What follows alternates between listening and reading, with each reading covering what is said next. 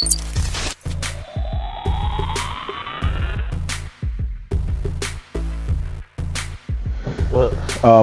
so what's going on, people? Good evening. We have a special live presentation of our podcast, Nerds in the Hood.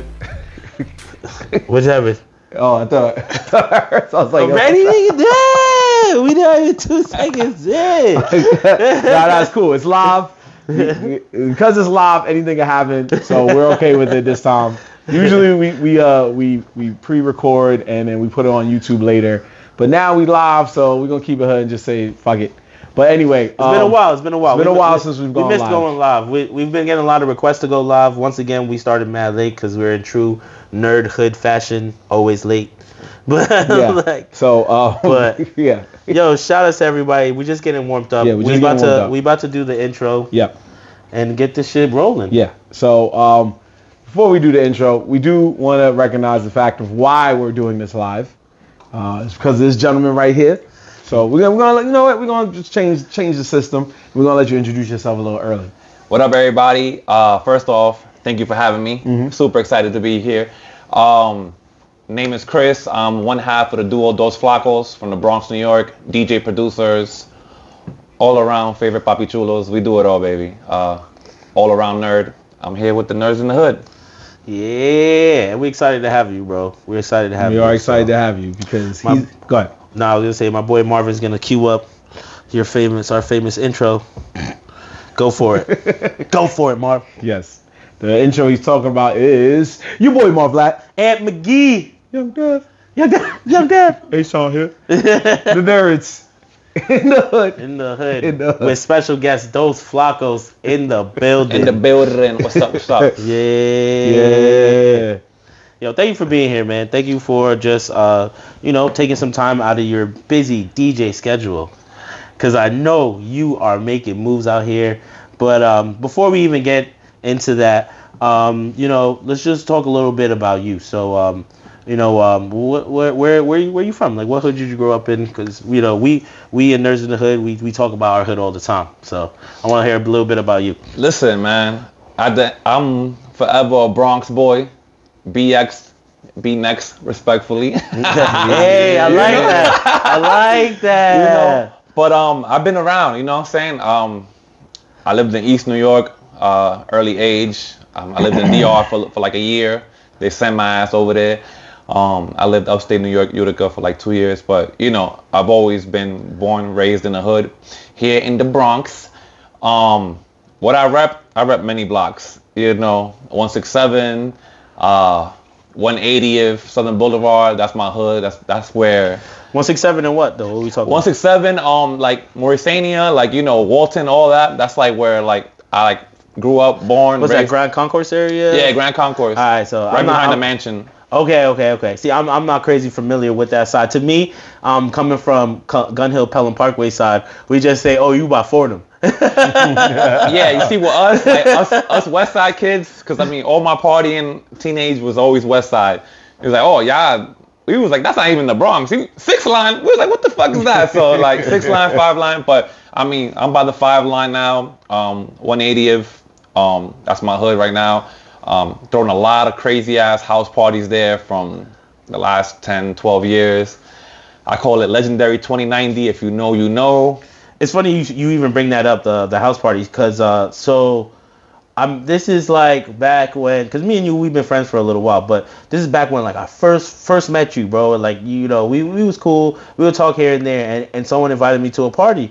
We was all partying or whatever, and they just told me come to this party. I was like, all right, cool. And then we showed up to an apartment. All right, whatever. And I found out it was your apartment. And I'm like, yo, I'm in Dos Flakos crib? I was like, I didn't even think my night was going to go like this. And that shit was like, it was like an old hooky party, bro. You know what I'm saying? It had the DJ set up in the living room. Nothing was there, just straight dance floor status. Bodies everywhere. Everyone just having a good time. And I was just like, yo, how did I was like, hey, like I said, we was already cool, and you had your stature, and I'm just like, how the fuck did I end up in this thickest crib? I was like, yo, I feel cool as fuck right now.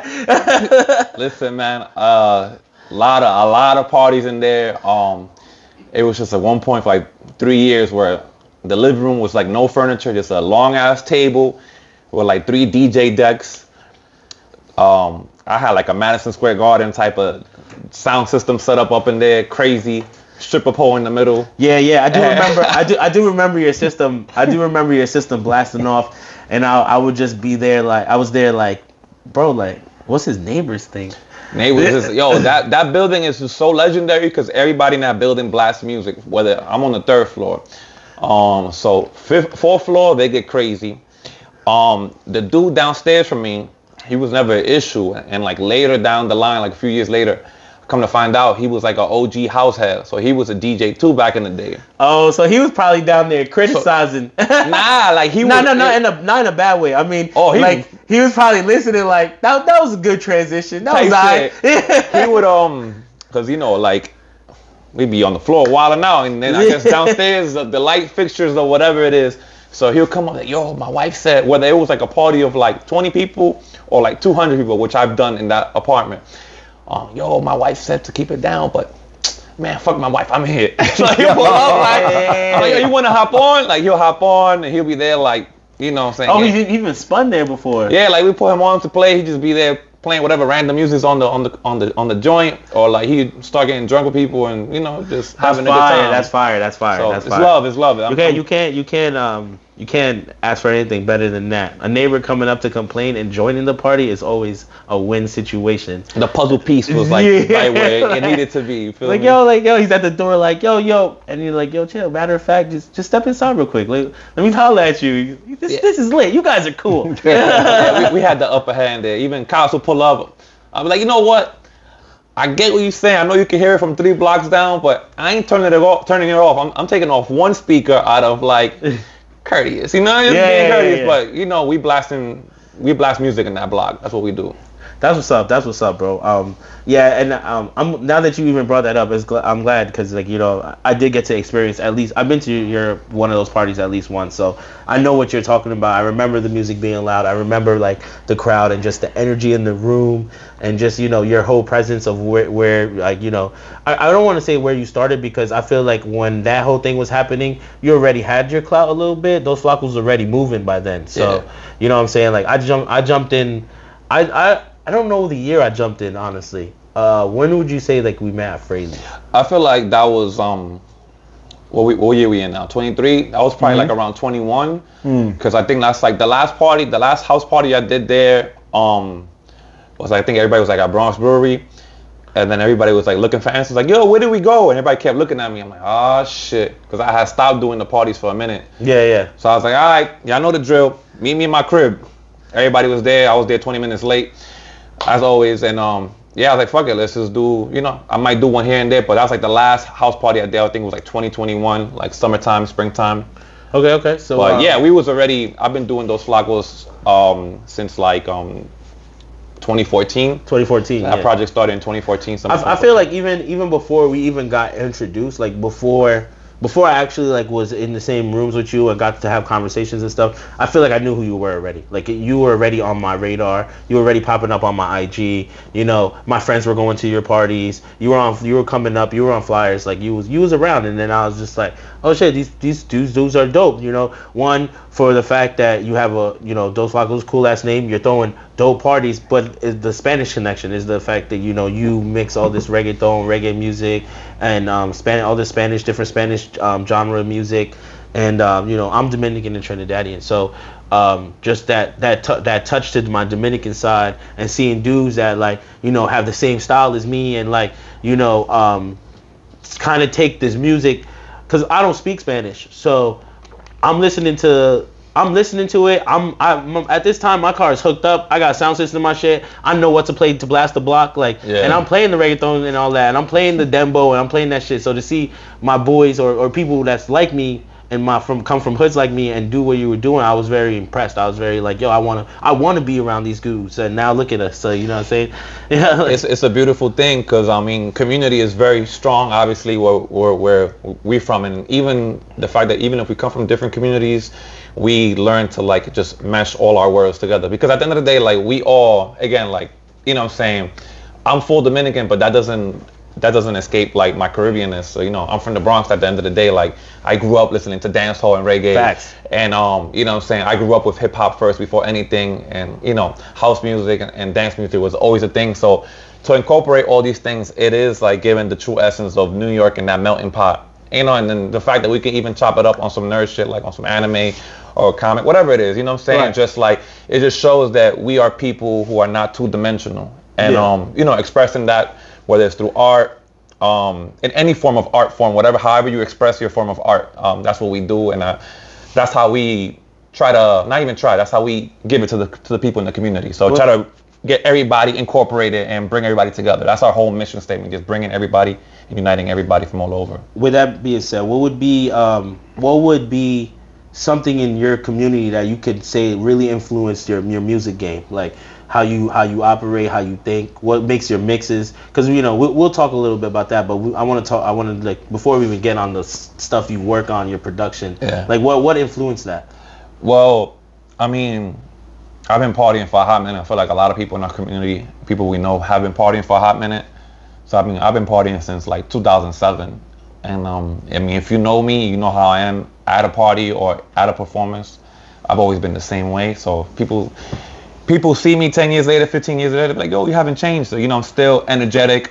I live, I love, I breathe music. That energy, that is my high. You know what I'm saying? Whatever, everybody has their own thing. Like that is my thing. Like I could be on the point of passing out, and if my song come on, I'm getting on the dance floor, whether I'm on my last brink of breath. It's just music has such a hold on me that way. So even going out back in the day and experiencing a time where we didn't care about anything. All we cared about was dancing. When I was a teenager in high school, all we cared about was dancing, trying to dance, trying to have who was the best dancer, who had the most energy. Incorporating different sounds. That was what it's all about. We didn't care about any of this other stuff.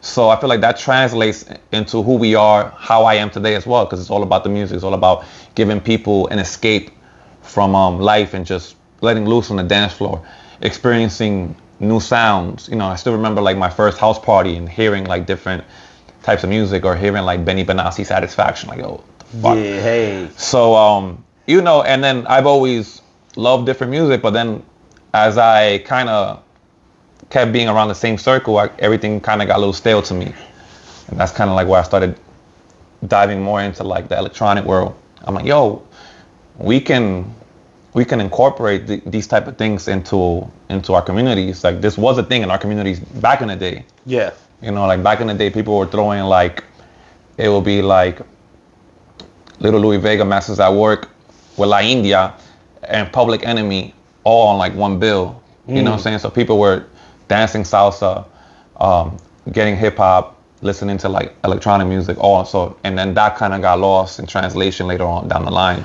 Do you think that could, because that's a good topic to talk about, do you think that is a reason because accessibility to music became a lot easier, as a sense of back in the day, a party would be held and the only access you had to music was either a vinyl, cassette, or the radio. You know what I'm saying? Yeah. So the radio plays, they stick to a format. They play their genre, or not even just a genre. They have a game plan that's set up of what they need to play, how they want to play it. But when you go to a party, back in the day, a DJ could be a certain type of DJ, or even now be a certain type of DJ. But if you want the other energy, you need to have other people. So do you think maybe because accessibility to music has changed how we listen to it? Definitely. I think because even for example, like the radio stations that we do know that play like hip hop, we know them to play all hip hop. But at one point they had segments where it would be like an awareness segment on Sundays, like Hot 97 Street Soldiers, right? Or like they'll have reggae on Sundays, or like back then they'll have like house party all night mix with like Frankie Knuckles. So they were playing house music and on Hot 97, which is predominantly a hip hop channel. So I feel like, I don't know the answer because I wasn't like out there partying during that age, but I feel like as music became more mainstream in the 90s, it started becoming more like isolated and secluded to its own little pocket. Yeah. So like, hip hop really took, became bigger than ever in the 90s. So I feel like that kind of became its own like bubble.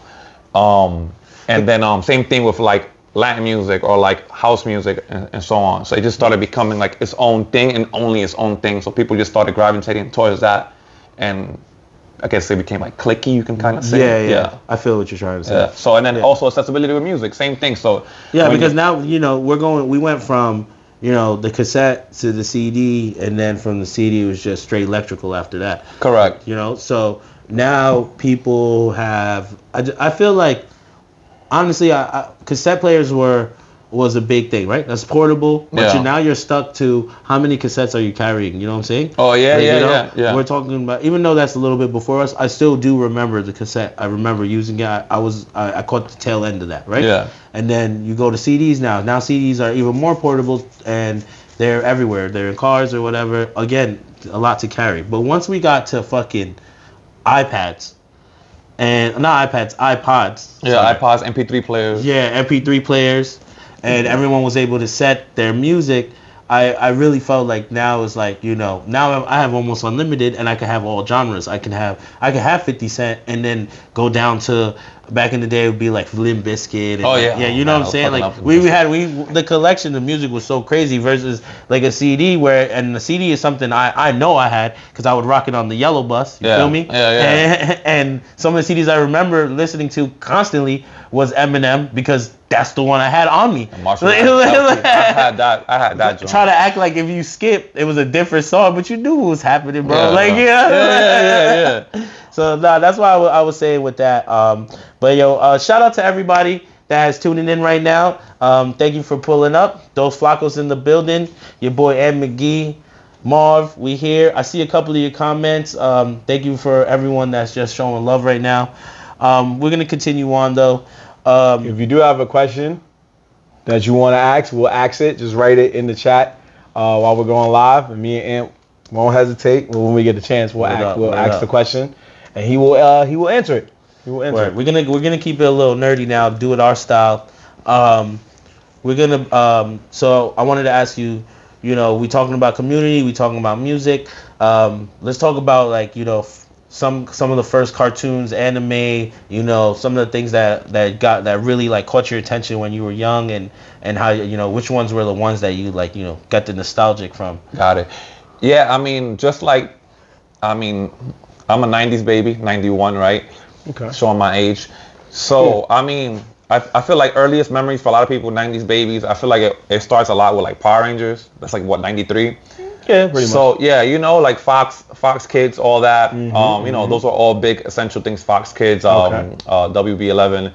I still remember before Toonami, Toonami is like the sequential thing for like everybody. It kind of changed the game fully. He hears me say that all the time. As soon as people even go close to anything like what was the first Toonami, that's it. That's all you need to say. Yeah, it's just like, and it's crazy because like I feel like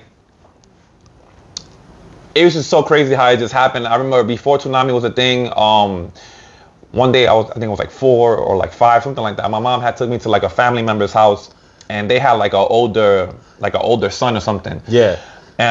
He was probably like 18, 20 because he was driving, and he had all these like VHS tapes of like all these like Japanese cartoons.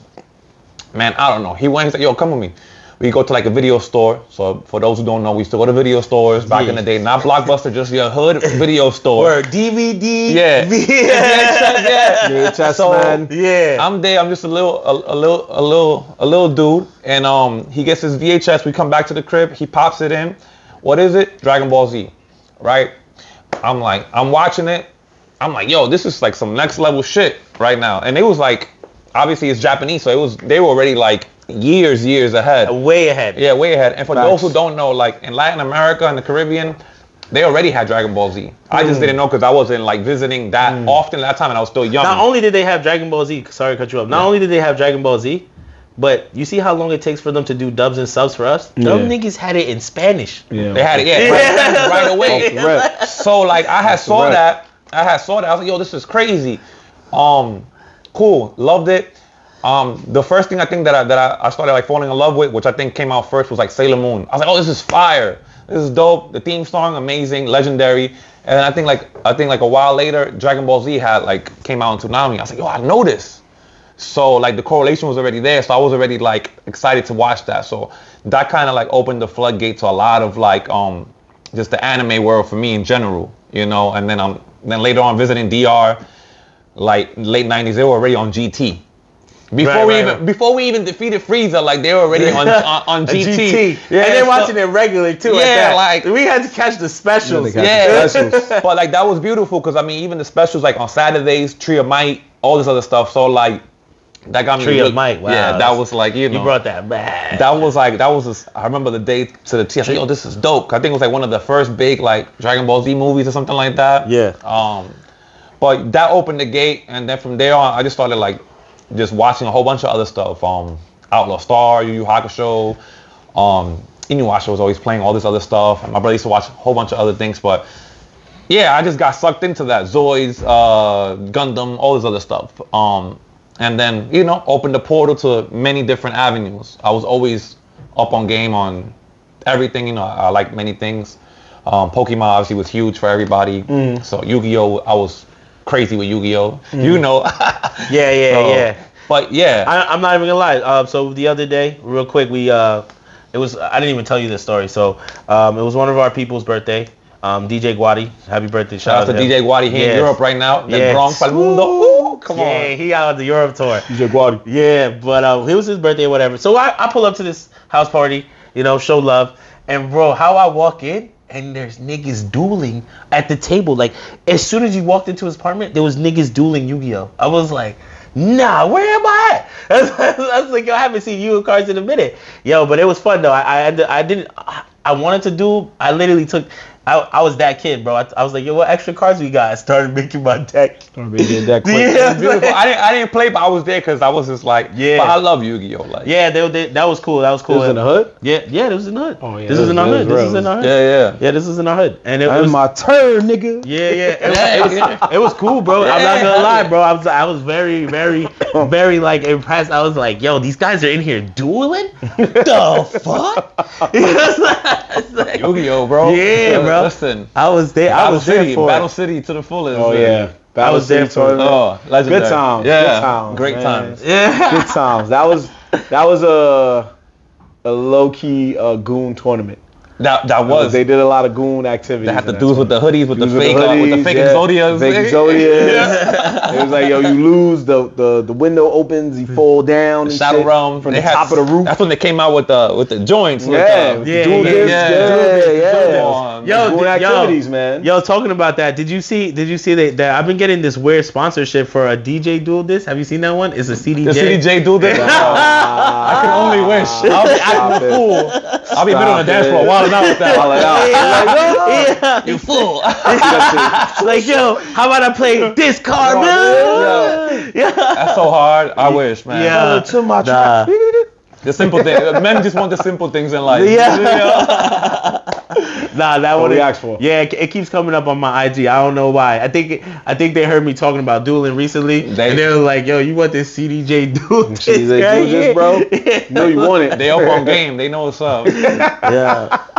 Is there any of the, if you had to pick one, is there any that you would say influence your music flow or how you even think about towards when you produce? Like as far as like cartoons or anything like that. I mean, I feel like a lot of cartoons installed in us, like you know what I'm saying, like to protect your your best friends, and like, you know what I'm saying, your best friends are truly like important. You know, we've all seen that from classic classic anime, classic just like, you know what I'm saying, storyline plot. So I feel like that's always been a thing, because I mean I've been friends with my homies since like high school, my best friends, and you know what I'm saying, it's always been love, never had a fight. And then, you know, anybody that is just close to me, it's like, yo, it's love. You know, we protect that love, we honor it. I feel like that's always been like just, you know, built in with me. You know, whether it's Sailor Moon or whatever, Yu Yu Hakusho, it doesn't matter. Just anything. I got a better question for you then. Is there any anime or cartoon that you can remember as your favorite soundtrack? Yo. Like, if you had to pick one, like off the top of your head, if you can, it's cool. But if there was one that you're like, yo, the music from this one always hits when I listen. I just said it, but those two, I feel like that theme song for Sailor Moon, like the English dub, just like I'll be singing my heart out to that motherfucker. I'll be, you know what I'm saying? And then I feel like Yu Yu Hakusho just has like such a goated soundtrack. Granted, everybody talks about the intro. They can hear. I can hear the intro right now. Everything in between and but the in between, even the ending, like the end credits are just like fire. Because it has like that, like kind of like up tempo, like cool, like Japanese disco feeling. So they got Yu Yu Hakusho coming back, live action for Netflix. So I've heard. Have you watched any of the live action adaptations on Netflix yet? Nah, man. So I never got into One Piece because like that's OD right now. So this is you looking at the One Piece king. I'm not mad at it. It's just at some point in my life I'll probably get into it. But I'm not ready to do the 1,000 episodes or whatever it is. Right, bro. But I heard good things about that, so I'm very I'm looking forward to see how if they can honor that show similar. But I have such high regards for that show that I know I'm not gonna be like fully satisfied. Have you seen the commercial at least? Nah. So one thing about me, I watch no trailers for anything. Okay. For anything, not for movies, not for anything. So I try to I've been doing this since like 2019. So why is that? So I'm like huge into Star Wars. When the last Star Wars movie for the sequel, which I hate, highly dislike, like a lot of people. Okay, I was gonna let you continue, then I'll ask you this. Oh, okay. I was like, I'm gonna just I wanna like submerge myself in the full experience. So I try to watch no trailers. When they was on TV or anything, I took it off. And I mean, I received the movie better the first time around than other people because I didn't watch no trailers. So I had no expectations. So during the pandemic, I got like super into cinema and film and everything, and I feel like it was just giving me a better experience overall because I had no pre-expectations of anything. All I would do was like read the synopsis, see the cast and the director or the cinematographer. I can see that because sometimes some trailers, especially the movies that release 4 to 3 different trailers, they pretty much show you the whole fucking movie. I can't fuck with that. Yeah, that's not how it is. So I was gonna ask you at what point, since you're a Star Wars fan, what point did you feel like they started to flop? Was it the new stuff, or is it a little bit further back? So this is the shit. I try to be because you say you didn't like the last one. Yeah, I which is what, Rogue One, right? No, Rogue One is like one of the last one is called the what is it? This shit called The Force Awakens and all that stuff. The Force Awakens. The Last Jedi and The Rise of Skywalker. There you go. Okay. So the thing with it, I feel like they all have flaws, all of them, every single one from the original to the prequels to the sequels. I just feel like I'm so story driven that I feel like just the inconsistency and knowing that they just were inconsistent, just trying to rush it versus just trying to just release the product that they wanted. Because you can talk about the first 2 sequels, the original and the prequel. The first 2 trilogies. But like at the end of the day, George Lucas, who owned it at that time, he had the vision. He kind of just knew how he wanted to take it, whether you liked it or disliked it, versus like a company owning it and saying, well, this is what works with numbers, and let's just rush this product out. So you felt that. So that's where I kind of just disliked it. I mean, there's still amazing things with them that I enjoy, but just story-wise, it just kind of flopped for me. So that whole Disney era, Star Wars, there's a lot of great things, and then there's a lot of bad things as well. But yeah. Shout out to Creative. I saw your comment. If you haven't watched Star Wars yet, I would recommend. I am also a Star Wars fan. I would recommend watching it in chronological order. And the reason why I say that is because if you watch it in release order, as how I got to see it, it does throw you off a little bit. It becomes this like weird thing where you're trying to remember the stories and stuff. But now they've released so many movies down to like Han Solo and all these things that it makes the story really good. Like there is a good storyline behind it. But I do have one question. Have you been watching the TV shows? Oh, I'm living for that. So you seen Ahsoka? Great, that shit with my Ahsoka shirt today. I'm wilding. Yeah. First of all, you got Darth Maul. That's he's like that's number one. Believe it or not, I honestly feel he is. If you were to go around and ask a lot of Star Wars people, like, what's your favorite character? He's probably in the top 3. He's like my top 2. So I have like a comic page, Flakos Comics, which I mean I took a break from that because I was collecting comics. I didn't even know that. Yeah. So I was collecting comics crazy. Yo, promote that fast. Yeah. I mean I took a break, but I'll hop back on it soon enough. Flakos Comics, but that's like that's like my picture, my default picture is like Darth Maul. He's just like him and Ahsoka. I feel like are the perfect just like polar opposites, which they're just great characters. They were, again, for me, what He needs his own TV show. Yeah, he's just phenomenal. But for me, it's just like what dives me into like anything is like having like a rich lore. You have like a rich lore and like a big universe, you know, in whatever way where you can. I love storytelling. You know, I love Greek mythos. I love Odyssey. I just love stories. So if you have stories and you can incorporate different stories around said IP or universe or whatever it is, that's beautiful. So Ahsoka's like my favorite character. That show is amazing. Was Ahsoka your favorite character from Clone Wars? She was actually. She was. And again, which is hard for people to say, I think, because Clone Wars is focused around young Anakin. Young Anakin. I feel like a lot of people slept on that too because it was animated. Yeah, they. I mean, is that, and you know, a lot of people are very Darth Vader, Anakin hungry, which I love. I love them. I love him. Like, but it's just there's so much more and so much depth to other people. But yeah, Clone Wars, even something as Star Wars Rebels, they get super slept on. Phenomenal storytelling. Dave Filoni is a genius. That's why he got promoted again as like CFO or some shit like that. But yeah, like I'm super well versed in that. I collect a bunch of books. I have a bunch of comics. My whole thing with my goal is to just be like a you know the owl from Avatar, the all-knowing owl. Oh, from Avatar? The Last Airbender. Yeah, The Last Airbender? Yeah, so there's like the owl who has like this infinite library of knowledge. Yeah, of knowledge. So that's like what I like aspire to like be in. Star Wars is a lot of knowledge there. I mean, there's a lot of knowledge and everything, but Star Wars, I feel like there's so many depths to that story. Like even with your Darth Maul thing, people try to say that, oh, Darth Maul wasn't that good. Like shout out to Hill Surfer for jumping in. He said that he's not a Sith. He's not a Sith. You're right. Darth Maul, he's not a Sith, right? People say he got smoked kind of fast, but look who he fought. Like he fought the leader of the best two, like the sensei of the best two. Yeah. So of course he got smoked. I mean, that's when he got, at the end of the day, like he was no Sith. He was just a pawn. Yeah. And I feel like the beautiful thing about Clone Wars is you got to see what kind of mad genius Palpatine really was and how bozo the Jedi. Like I love Master Yoda, but he was a bozo. Like Grandmaster Yoda, excuse me, but he was a bozo. He got played. Palpatine was a fucking genius, and he was fooling everybody. So Darth Maul pawn, Jedi's pawn, Dooku pawn. Yeah. Anakin also pawn. Yo, so I've never heard anyone say it like that. I keep it real. I keep it real. People try to I keep it as real as possible. So. No, that was gangster. That was gangster. I ain't gonna lie. I've never heard anyone say that Palpatine was false. But it's true though. Palpatine did play everybody. He did do the whole switch up. Some people in the chat are saying that they fuck with the new movies. The new movies, my personal feeling towards them is that they are good, yes, but all it is the story in reverse.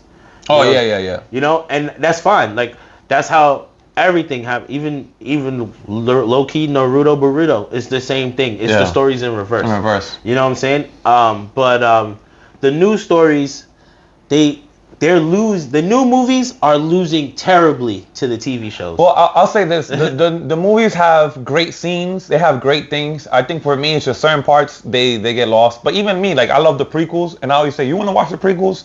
Prepare yourself. They're fucking boring. I love them, but it's a lot of politic talking, it's a lot of dialogue. Yep. So it could get boring. They had to build this world for us. Yeah, but I mean, as far as like Disney era Star Wars, like I fuck with The Force Awakens, cool. But Rogue One, hands down, like top 2 Star Wars movies of all time. I don't care what your number 1 is. Rogue One is like has to come 2 somewhere. Yeah. It's just phenomenally done, beautifully done, totally unexpected.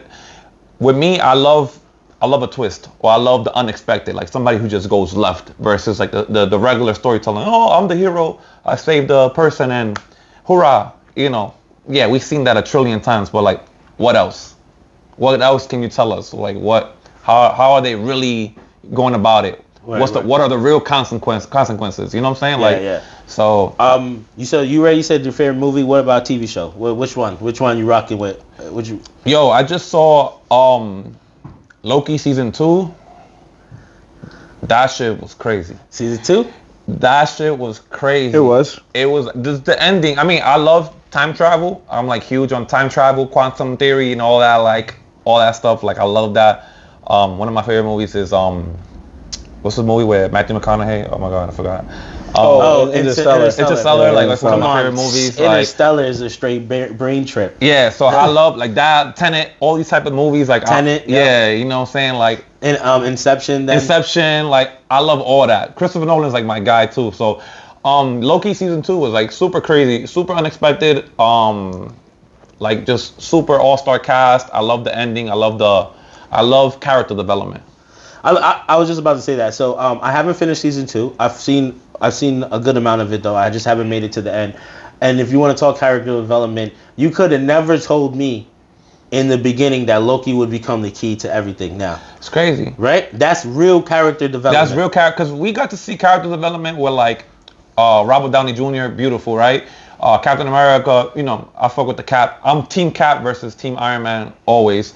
But then just Loki's character development was totally different, because even when we got to see him in Thor Ragnarok, it was like, okay, you know what I'm saying, different or whatever it is, and the whole situation with Thanos, I'm like, okay, like character, but now it's like true character development in its fullest, and it's like a 13-year like story, you can kind of say. Yeah, word. So I mean, that was super beautiful. Tom Hiddleston is a genius. Yeah, I really, you know, as someone that's, you know, in the comic book world, well, in the I guess you could say, yeah, comic book world, Marvel world, DC, whichever one you want to talk about, anime. I didn't follow the Avengers comic book and each character into depth like that. Like I wasn't the kid that had every freaking comic. You know what I'm saying? Like I had a good amount of them. I knew who the main characters were. I even knew who Loki was. But to see that how far it's gotten to the point where, like, you know, him sitting on the throne in his outfit, like I saw an image of that. Yeah. Towards that happens in season 2, I'm guessing, right? Correct. Yeah.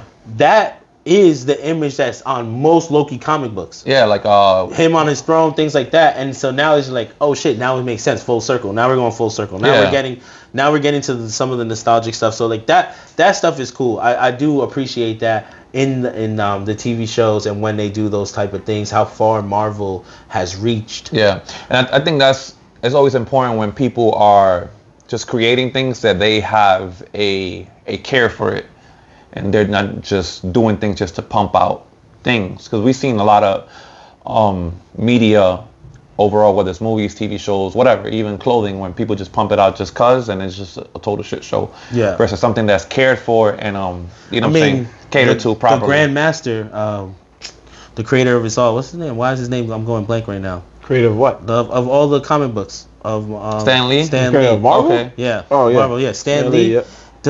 To think that one person created 200 plus characters and somehow tied majority of them together. It's a crazy concept, bro. Comics is, I mean, I got into comics super late. I've always been into it, but it's just like, yeah, just to be up on game on that, and just to have knowledge of all these characters alone, is just like, you need like an extra brain cell for that whole situation. But yeah, beautiful, man. Again, like just and just the way he did it, again, like he made it where it wasn't as like the thing with Marvel. I love Marvel, I love DC, I love all that. But I love DC heavy. I'm huge on Batman and all that. But like Marvel just felt more realistic because it was people from Queens or people from Brooklyn. Yeah, it was that New York touch part. Yeah, and I've thought of that before. I've actually thought of this before in other episodes where it's like, I grew up in the Bronx and whatnot, and I ended up like you moving away a couple times. I got shipped down to North Carolina for 2 years, and then when I came back, right, like even when I was down there, like, you know, I was going to school and stuff, and I felt like a lot of people didn't have that connect, and I was like, I think I know why. It's because what is it to read? Like, a lot of people read it. Of course, there was comic books and they was cool, and there was people that were into it. But like me, I'm reading Spider-Man and I see him flowing past the Empire State Building, and then I see the Empire State Building. Yeah. Doesn't hit the same as a dude who's just reading it on a piece of paper. Big time. Yeah, it's different. And again, like I felt like we were seeing just people being different. Even something as simple as like X-Men. You know, it's just the whole civil rights movement. At the end of the day, that's what X-Men is. It's just like, it's MLK, which is Dr. Xavier, and then Malcolm X, which is Magneto. Yeah. So just like that was like the whole situation. It's like, okay, it's just us, the mutants, versus them, versus like, nah, let's keep it like you know, and that's what they were really trying to say. So something like that, X-Men, where you can even kind of relate to it, versus DC, it's like, oh, everybody's a billionaire and can make a jet out of everything. But I'm 32 years old, and from all the media I've seen, from all the movies and everything, it just took me to this summer to finally, I guess, know what it felt like to be represented, or like see myself on the screen, which I don't know. I never felt that. I didn't know what that was. When I saw Beyond the Spider-Verse, like, first of all, I'm mad picky. Like, when people are shooting movies in New York, I'm like, how did they get to like Lower East Side to 125th in like 2 blocks? You know, like, I'm picky because I know New York. Yeah. Whether it's Queens, Brooklyn, Bronx, Manhattan, Harlem, you wanted the dudes that played the Spider-Man 2 and went trying to find their crib. Yeah. That type shit. That type shit. You know, like, if this is built is here, then must just. Like, I'm New York, bro. Like, I'm New York. I know New York. I know what is New York. So, like, when I'm watching the movie, first of all, the movie's phenomenal. But then I'm like, yo, like, this is like authentic. Like, the people who wrote this really understand. You know, they were in Brooklyn. It was with the Caribbeans. Like, they're saying, oh, nah, he's not Puerto Rican. He's Dominican, making jokes. Like, you know, true jokes that we make here. Yeah. You know what I'm saying? He's a person of color. He's, you know what I'm saying? He's black, he's Puerto Rican. He's a person of color. He's a superhero. He has things that he stands for. He has things, trials against him. So I'm like, yo, like, you telling me after all these years, this is what it feels like to connect with a character where you feel like they have the same, you know what I'm saying? Yeah, no, I 100% agree with you. When the first Spider-Verse came out and his mom was Dominican and the nurse, I was like, damn. And she talked, and like there was little moments, not the whole movie, but there's little moments where they try to remind you that she's Dominican, right? Or Puerto Rican. Puerto Rican, yeah. Yeah, she's Puerto Rican. And that little moments, those Spanish moments, right?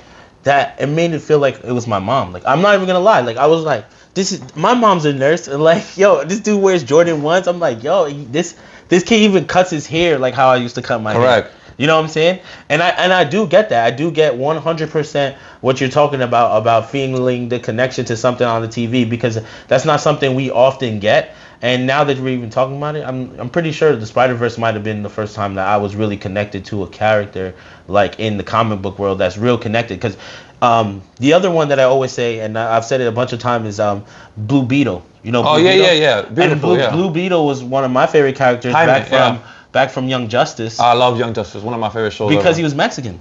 Yeah. And I was just like, yo, like, finally there's some Spanish niggas on this shit. Like, yeah. He was dope as fuck. He has his own arc. Like, the whole season 2 was about him. So, super dope. Yeah. I just want to say, and a lot of people are in the chat saying this too, so I'm speaking on behalf of everybody. I ain't never heard nobody compare these two comic book characters to the people that got me my quality. So I just want to say that was a beautiful analogy, brother. You ain't saying nothing wrong. You ain't saying nothing wrong. Like, I literally have a tweet, somebody who co-created X-Men confirming this. Oh, okay. No, that's beautiful. That's beautiful. Like, yeah, so a lot of people, I mean, I learned this like down the line, and I think I wrote it on Twitter one day, and somebody had like, somebody had tried to like go against it, and then literally one of the co-creators of X-Men, the animated series, like, nah, this is like what it's based on, like 100% fact. Because I was just sitting there and I was like, hold up. And then I did the math in my head while y'all was talking. I was like, yo, he dead right. Yeah. So what you gotta know about Stan Lee. So first of all, Stan Lee was born in the Heights and he went to Clinton. I'm almost 100% sure. Off side note of that, I'm almost 100% sure in the time period when Stan Lee grew up and around that time, right? All that crazy stuff is happening, all that racism stuff, and he's definitely one of the people. I could tell that he was one of the people that was not like on the racist side of it. Yeah, correct. Yeah, because again, he went to Clinton, so like he in the Bronx and he grew up around just everybody. So I even watched a few Stan Lee joints, but I need to watch a couple of them. But it shows that he wanted to make things like inclusive and not even just inclusive, like to really make things that were like really happening. Like, okay, like, yeah, you can go save Lois Lane from a building, but like what's really happening outside right now? Like, that's why Black Panther was created. Like, these were real things happening. So like, and Black Panther could be, you know, in itself be very at that time a super controversial comic book. Like, you know what I'm saying? White artists writing a black comic is like, it's kind of weird, but at the same time, it's beautiful. It's an amazing thing. It was just for that time period. Correct. Well, yeah, and it was coincidental with the name because the Black Panthers was out No, there. I don't think the name was bad. They were very intentional. They were all very intentional what they were doing. Even his style, even in the early styles of the comic book, he there's parts of representations of the real Black Panther. Yeah. I know that, like of the real Black Panther organization. So yeah, it's like I think they come up in different comic books all the time. The thing is with them is that they try to be not as direct, like, because at the end of the day, remember, you're supposed to like escape reality, like reading comic books and all this other stuff, but we're still not being tone deaf, if that makes any sense. So, there's an underlining point and reason to it. Yeah, but he was Stan Lee and anybody who was in his whole camp, they were on the money. Shout outs to that whole. So like you said he went to Clinton. He went to Clinton in the Bronx. So he knew. Over there by Pelham Parkway. Yeah. Wait, is that Pelham Parkway? That's the one. No, or is that Columbus by Pelham Parkway? Columbus is by Pelham Parkway. Okay. Columbus, Clinton's Clinton's on Jerome and by Marshall. Yeah. Yeah. They had like all the Trini DDP Dominicans back in the day. They were out there. Yeah. But like crazy because my homegirl Dada Cosmic. She's a DJ as well, right? That's my prima, right? She was Stan Lee had went to Apartment 78. I don't know if some of y'all been to Apartment 78 back in the Heights. No fucking way. He went to the Apartment 78. He was in Apartment 78. He was there, and then Dada came through, served him his drink. Thank you for everything you've done. Like just like that. Stan Lee was a dude for the people at the end of the day. That's fire. Surrounding to Stan Lee is whoa. Like that's just whoa. I don't even know if I've even came close to running to him. I've never seen him anywhere or like even heard of him in the same places like I've been afterwards or something. Like when you again born in the Heights, went to Clinton, like you know what I'm saying? He's an uptown cat. He's an uptown guy. Come on, man! Yeah, he was out here. That's dope. I like that. But yeah, again, like the how you say, a lot of these things have way more way more things that we know about. You know what I'm saying? All right, since we talking about uptown cats, let's talk a little bit about you. Let's go back to you now, cause let's talk about those Flakos, man. Let's talk about how this uptown cat. The Bronx bad boys, those Flakos, man. Yeah. Tell us about that, man. So cool, man. So I mean, I've always been like interested in DJing, but like it never like really sparked. Hip hop was always my first love. So I remember being like, I think it was like 12, and I remember like they were doing like a Jam Master Jay tribute, like right after he died, and it was like Grandmaster Flash, Tony Touch, oh my God, Jazzy Jeff, I think Red Alert, something like that. I forgot who else it was. Anyway, so they did this whole Jam Master Jay session. I was seeing them cutting and everything. I'm like, yo, this is fucking crazy. Like that just like blew my fucking mind. I've always seen DJing, I always seen like things on TV, Rhapsody, whatever, but I'm seeing them in full effect. I'm like, yo, this is amazing. So that kind of like planted a seed in my head. I was always curious about DJing and this and that. Like when the dudes would DJ the high school parties, I'm like, yo, I'll be asking, yo, what is this? Yo, how you know what I'm saying? And then like, again, it took me a minute from like 12, and then one day I was watching like Ultra Music Festival on YouTube, right? Some electronic. I was watching this DJ called Harwell. This is when it's the EDM bubble. That's what it was called. I don't call it EDM. I call it just dance music or electronic music. But like EDM is a very like marketed type of term, which I don't like associating myself with. But I was gonna say, do you feel like there's a difference between EDM and dance? It's the same shit. You can kind of say, but yes, it has when you say EDM, people kind of have an idea and a stigma of certain things. Versus I say dance is like a something. Yeah, because I was about to say when you say maybe it did change somewhere, maybe that stigma grew into me, but I know now when someone says EDM, I'm thinking heavy bass rave type shit. Yeah, like it's called big room, like all that big, like So I'm watching this. This is like 2012. I'm like 22 at the time, so that's like a whole 10 years you can say, right? And I'm like, man, this is like, mind you, I've been already in love with dance music, and I'm like watching it. I'm seeing him, and he brings out Lil Jon, and they going crazy. I'm like, damn, he's DJing for like 30,000, 50,000 people, whatever it is, 100,000 people in Miami. This is sick. I'm doing this. Yeah. Just like that. I was like, yo, I'm doing this. So, boom. Like, I wasn't fucking around. I love that. I had like a job. I was getting paid cash every week. I was like, yo, bought my controller, started learning. Started learning. So How old were you at this point? Like 22, something 22? like that. 22. So I started learning, and then you know, I try to get like gigs here and there. My boy used to like have like this lounge in the Bronx, and like I DJ one day for like New Year's, like 15 minutes, and it was like EDM stuff. But you know, people uptown people in lounges, they don't fuck with that. You know what I'm saying? They just especially at that time. Like if you're doing it in 22, what's that? 2012? 2013 type situation. In the Bronx, they weren't having that. So they not having that. There was a person I was seeing at the time, and she was going to a certain like fashion industry school, right? FIT, the university. Oh yeah. So the other half, Rich was going to FIT, right? So she was bragging. She wasn't really into this shit. She was like, "Oh yeah." Richard, as in the other half of those. Other half of those Flakos, right? So my boy, he does. Yeah, my fault. So Richard, no, it's more for the people at home. Yeah. Word. My DJ partner. So she was like talking about it. She said, "Yeah, my boyfriend does all this crazy like EDM stuff." So Richard was like, "Wait, what? Somebody in the Bronx is also doing like, you know what I'm saying, like this type of stuff?" I already, you know what I'm saying, I've been partying since I was like 16, so I already had like a little buzz in the street just of who I was, not as a DJ, but just as a person. One day I'm seeing Major Lazer for New Year's. Richard is there. He's like, "Yo, you DJ, right? I heard about you. Like, you starting to DJ, whatever." I was like, "Yo, let's link." I'm like, "Yo, say less." Somebody else in the Bronx doing shit like I'm doing, like, you know what I'm saying, mixing genres, mixing dance music with dance hall. And fucking around in the studio. Yeah, just in the lab, trying to make things happen. So we linked up like a couple of months later.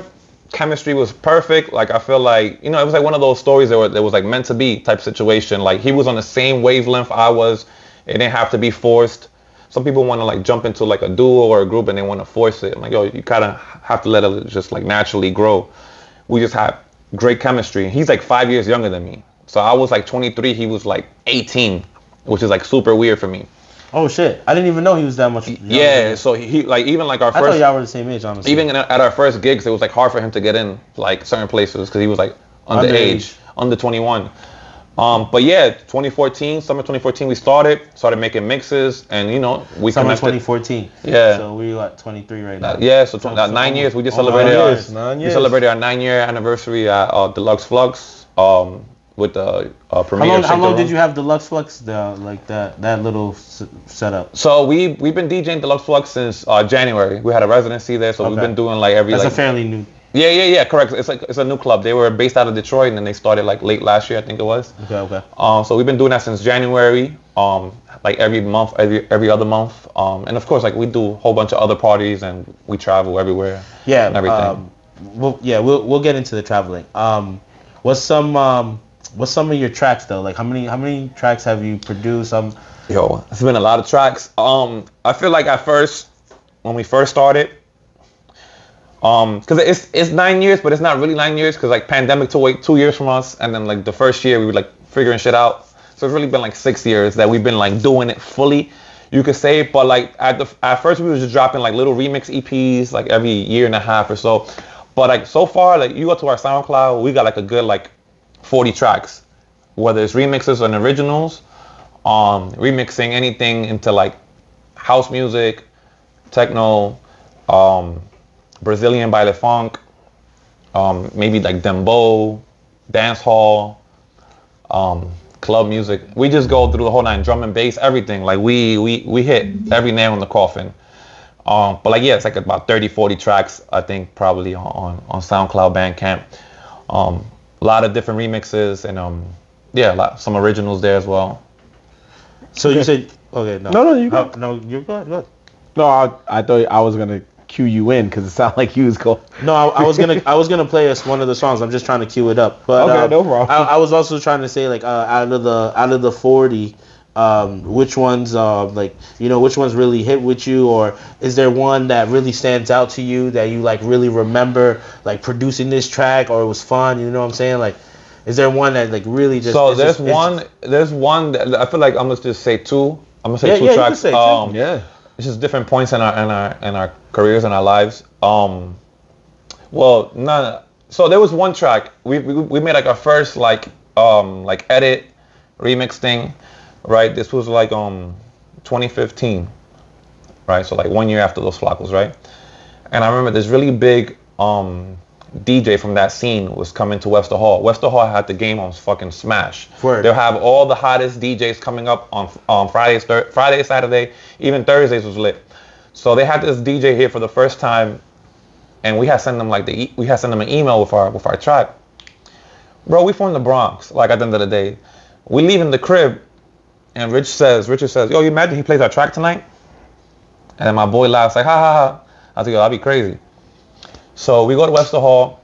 It's like 300, 400 deep, whatever Webster Hall main ballroom is. You know, that shit was on smash. He's playing it, and I'm hearing some shit. I'm like, yo, hold the fuck up. What the fuck? That shit sound familiar.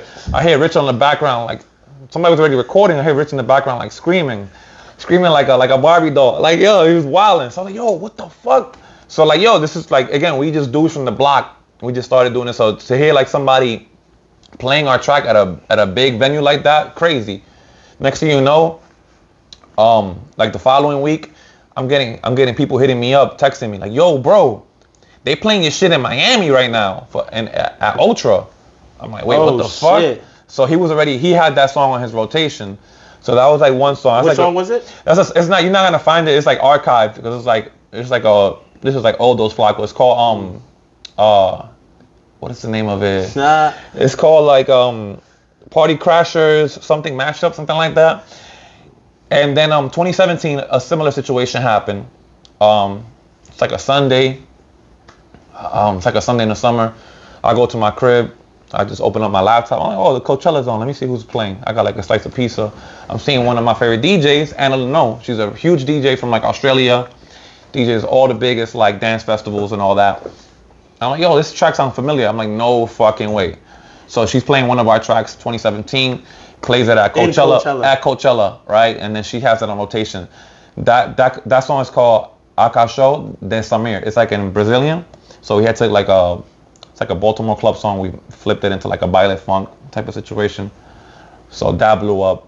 And then I think the last song I'm gonna say is Shake the Room right now. They just came out. That's what Unique, the Jersey club queen herself. We've always loved club music. We've always loved Jersey club music. I've always highly respected Unique. Even seeing her come up, she definitely is a huge indicator that, you know what I'm saying, people like us, we can make it. We just like grind, work hard, stay true to ourselves, and, you know what I'm saying, be true to who we are in our community and everything. So, you know, seeing her at the stature that she's at right now, you know what I'm saying, DJing for Beyonce and just everywhere, festivals, boiler rooms, everything. You know what I'm saying, that collab we did with her was super natural, and it was a lot of love. You know what I'm saying, she's not just a person we worked with. Definitely consider her like friend, family right now. And I think it was a very important track because we did something that was very authentic to us, a very New York sounding type of sound, still relevant to New Jersey with her elements and everything. And just, yeah, shake the room. And it was just a fun experience, just like working with her, interacting with her, making it happen, from that to the remix and everything, doing our 9-year anniversary at Deluxe Flux with her, and beautiful. I feel like it's just it's a new turning leaf for us, for us. It's a whole new chapter. And that's what it's always been. It's just different chapters, different experiences, opportunities, and yeah, man, I just feel great at the point I'm at right now. Yeah, that's what's up. That's what's up, man. I would say my little 2 cents on that is that I've been to a couple of Dos Flakos parties, and the energy that you guys always bring is always 100%. Like, you usually have fucking the room going crazy, sweaty bodies everywhere from people dancing their ass off. Like, you know, it's just a vibe, bro. Like, you bring the energy. You guys are good performers, and your mixes are always fire. You know, on top of you mix fire regardless, but when you produce stuff and you play your own songs in the rotation, that hits a little bit different. You know what I'm saying? And like, it's cool when people like me and like a couple of your fans, of course you have fans that, you know, pay attention to your stuff, that they know that song's yours, like, you know, and that hits different because now everyone is hyped. Now you're playing your energy. So you know, that's really dope, and congrats to you and you know, your boy for even getting this far. And as far as I know, there's so much more to come from you guys. Thank you. You know, I was gonna play Shake the Room. I was gonna play a little bit for it for people that never heard it. You know what I'm saying? I was just gonna throw it on. I have it queued up already. There is a part of it that I wanted to fast forward to. Yeah, go for it. I feel like that's when it really gets hot. Yeah, because it continuously like builds. Yeah. So I'm gonna fast forward a little bit.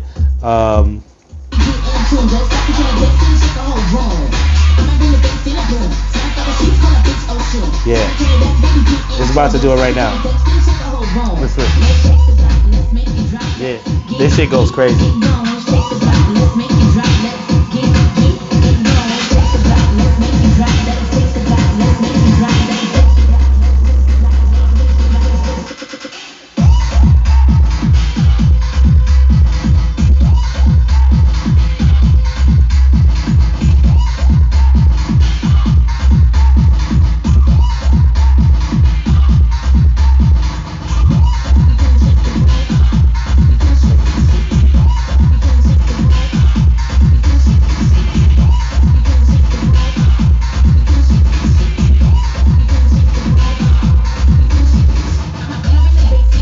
Yo, that part right there was too tough to me, bro. I was like, nah. Yeah, man. Yeah. It has just like, you know, it has just all the elements of just a little bit of, you know what I'm saying, who we are, where we come from, just everything, all the influences, you know.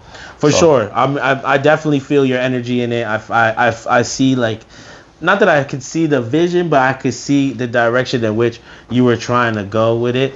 And I love that, man. I love everything that's going on for you. Let's talk about some of the traveling, because you were bringing it up. I know you. I follow your Instagram, so let's talk about the last week of yours, because I know you had some interesting things happen. So, yo, it was this past Saturday we had Deluxe, right? And I'm like, holy shit! I went to 3 different cities, had Thanksgiving, Black Friday, here back in New York. So like 4 different shows in like a week, and I traveled everywhere. So we're gonna start with Friday, all right? Friday, I go to my day job, right? I go to my day job. My flight is at 4 p.m. to Atlanta. That means I land in Atlanta like around 7. I'm like, cool. I get to like explore Atlanta for the first time. Never been there. Get cool, comfy, play my set, rip it. Let's go. Rich is gonna arrive a little bit later. His flight's a little bit later. He arrives like around 10. We don't play till like 12ish. Cool, right? Chill. Bro, one of my flights said I was going to arrive there at 1 a.m. Well, how did it get so delayed? That's what I was trying to figure out. Because, you know, IG is only a view. So it's bro, listen, I'll be on my Karen. Hello, listen, y'all gotta, I don't fuck around. One thing I learned. Business. One thing I learned from my day job is how to talk on that phone and make shit happen. So I make shit happen. Best believe.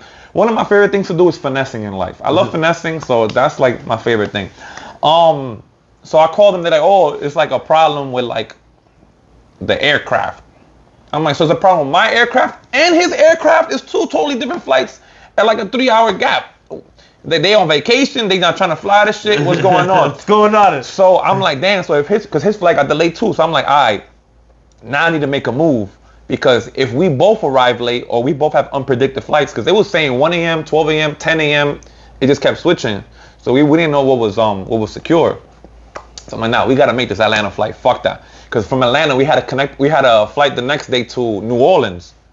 So it's like, yo, if we don't go to Atlanta, we're going to miss a New Orleans flight also. So that's 2 shows we're missing. And then, you know, that's money that's going to come out of whoever's pocket, our pocket, to make it happen again. Yo. Give me a flight to Atlanta, getting there some way, somehow. I don't know who you got to call, just make it happen. Right. They're like, yo, we got 1 flight, it's secure. Magic school bus, nigga. It's secure. Yeah, you know what I'm saying? Call Miss Frizzle. Call Miss Frizzle right now. Like, yo, they're like, yo, we have 1 flight, it's secure from New York to Fort Lauderdale, from Fort Lauderdale to Atlanta, arriving like 10 p.m. or almost 11. I'm like, yo, fuck it, make it happen. Make it happen, Captain. I'm getting there at least 1 hour before the set, hour and a half. I'm getting there before Rich, just in case anything happens. If he delayed, then I can play Dolo. I get to Fort Lauderdale, cool. That flight got delayed like 30 minutes.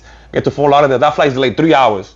I'm in the fucking airport walking around, bored as fuck, trying to find food. It's like no food. I'm like, yo, I was about to hop on a Spirit flight on some low-key shit, but I had to look up the laws real quick. They was like, that's federal time. So I was like, all right. One thing about me, I could sneak my way into anything. I snuck myself into festivals and all that. So I'm about to sneak into the Spirit flight to Atlanta. But that didn't work out, so I just We contacted the promoters. Rich got there like around 1, like around 12. I got there like around 1. I couldn't help it. I got there at 1 a.m.